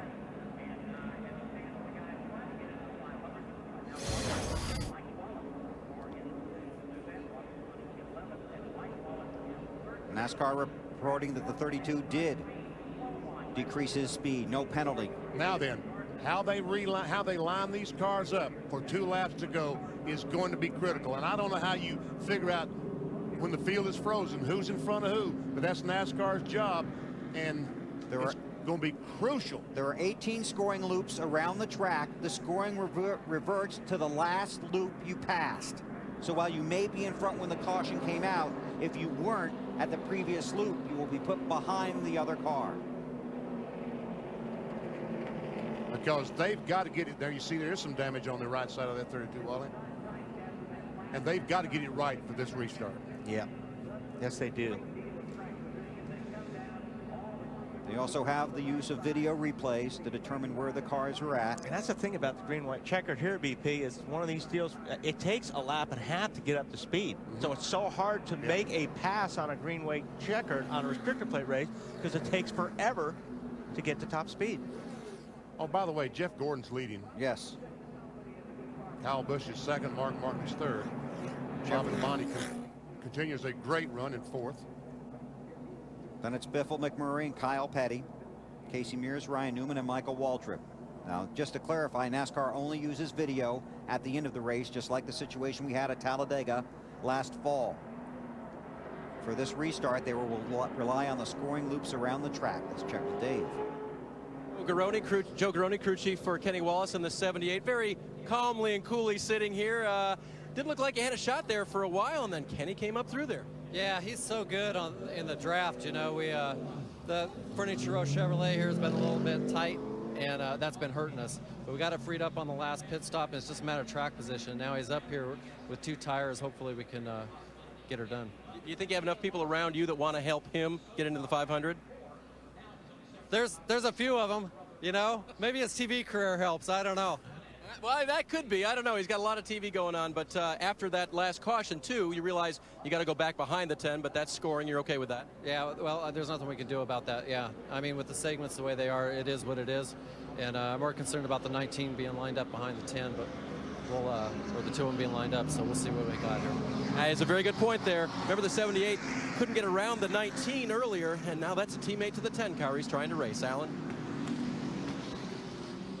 Oh, there we go. Hey, Dave, just a little note here. The guys up front in the top 2 spots, those that did not pit under that last caution, they're very tight on fuel to the finish of this. Just something to watch in these final couple laps. In fact, Michael Waltrip just came in and topped off, put a little fuel in his car to have enough to make the checkers. Gave up the 10th position to do that. And we're going overtime. That's right. These extra laps that we're running might mean something for fuel. Well, we've already completed 61, the race scheduled for 60. And let's go back and talk about the 19 and the 10. Jeremy Mayfield, longtime driver for Ray Evernham. Scott Riggs coming over to join Evernham Motorsports this year. So they are teammates. The one advantage they have is the 78 is between the 2, between the 19 and the 10. That red car is Jeremy, because you know if he can, he will push that 10 car into the 500. Yeah, well, Mayfield is going to make a move. Wherever he goes, whether it's on the inside of Kenny or the outside, Scott Riggs will look in the mirror and move in front of the 19 to Jeremy Mayfield. Alan? Yeah, the question is whether Jeremy Mayfield can keep up to help out. Mayfield has struggled with the front end of his car the entire race. It's the reason we really haven't talked about him much this entire distance. A tight race car. Can he help Scott Riggs in these final few laps is the big question mark. And if he knows, well, he's got a race car too, so yeah, that may be a problem. If he knows 78, Kenny Wallace is tight, he wants to try to pass him on the outside, because Kenny will have to lift because his car's sliding so much. One crack at it. One attempt to finish under the green. Green flag, then the white flag, then the checkers to determine the final drivers in the 48th running of the Daytona 500. The battle begins back in the 14th spot. Gordon leads the race. We'll watch the guys up front for fuel.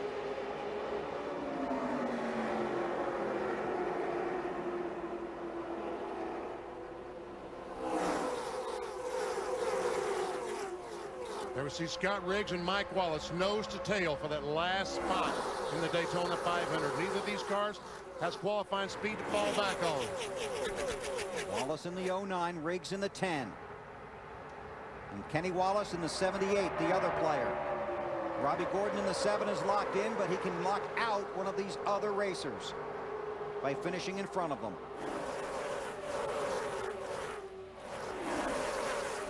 Riggs has got to make something happen here pretty quick, because he's running out of time. He needs to get on the side of Mike Wallace somehow. Last lap. Up front, Gordon continues to lead, Busch in second. He has fresher tires than Mike Wallace. I don't know if it's going to make any difference or not. Here comes Kenny Wallace. The 0-7. Oh, he turns him sideways. Oh, great save by Scott Riggs. Dave. Moments ago, Kenny Wallace radioed, I can't get to him. Then he got a big draw down the front straightaway, got all the way to the 10, got through the 10. Through 3 and 4 for the final time.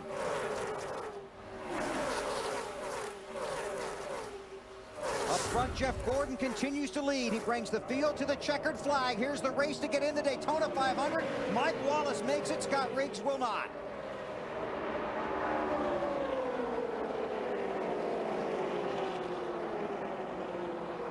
Unofficial results. Wow. Mike Wallace unofficially 12th, gets in. Scott Riggs 13th, Kenny Wallace 14th, do not.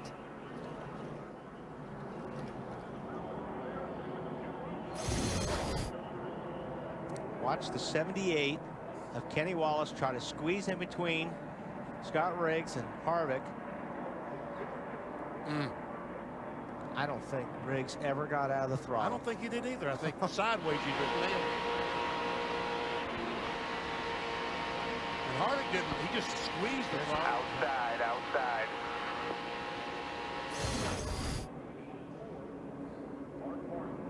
That's going to be a happy fellow right there. Jeff Gordon wins his 3rd Daytona qualifying race. Starts outside the front row on Sunday. That was already locked in. Told us in the pre-race show, wanted to get up front, stay up front, finish up front, and he did. Unofficial results. All these drivers locked in. Robbie Gordon got in by virtue of what occurred in the first qualifying race this afternoon. Mike Wallace is in. Good run from those guys. I mean, been in that position, and it's a tough deal to go through. These guys, Scott Riggs, Kenny Wallace, Scott Wimmer. Tough day for them. Michael Waltrip is in. Shelmerdine. And the 32 car, Travis Quapple, he will be in the show based on his qualifying speed last Sunday.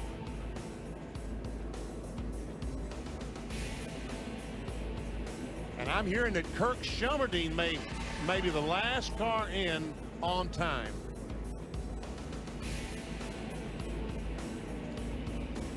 He will be just thrilled. Oh my gosh, can you imagine? Paul Menard would have been the next guy.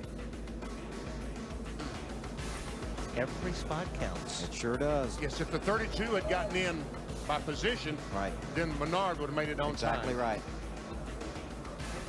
A familiar sight, the 24 car of Jeff Gordon in victory lane at Daytona.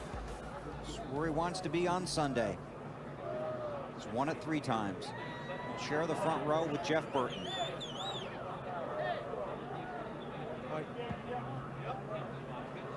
Jeff Gordon rather, taking off the wheel. Getting ready to climb out in victory lane.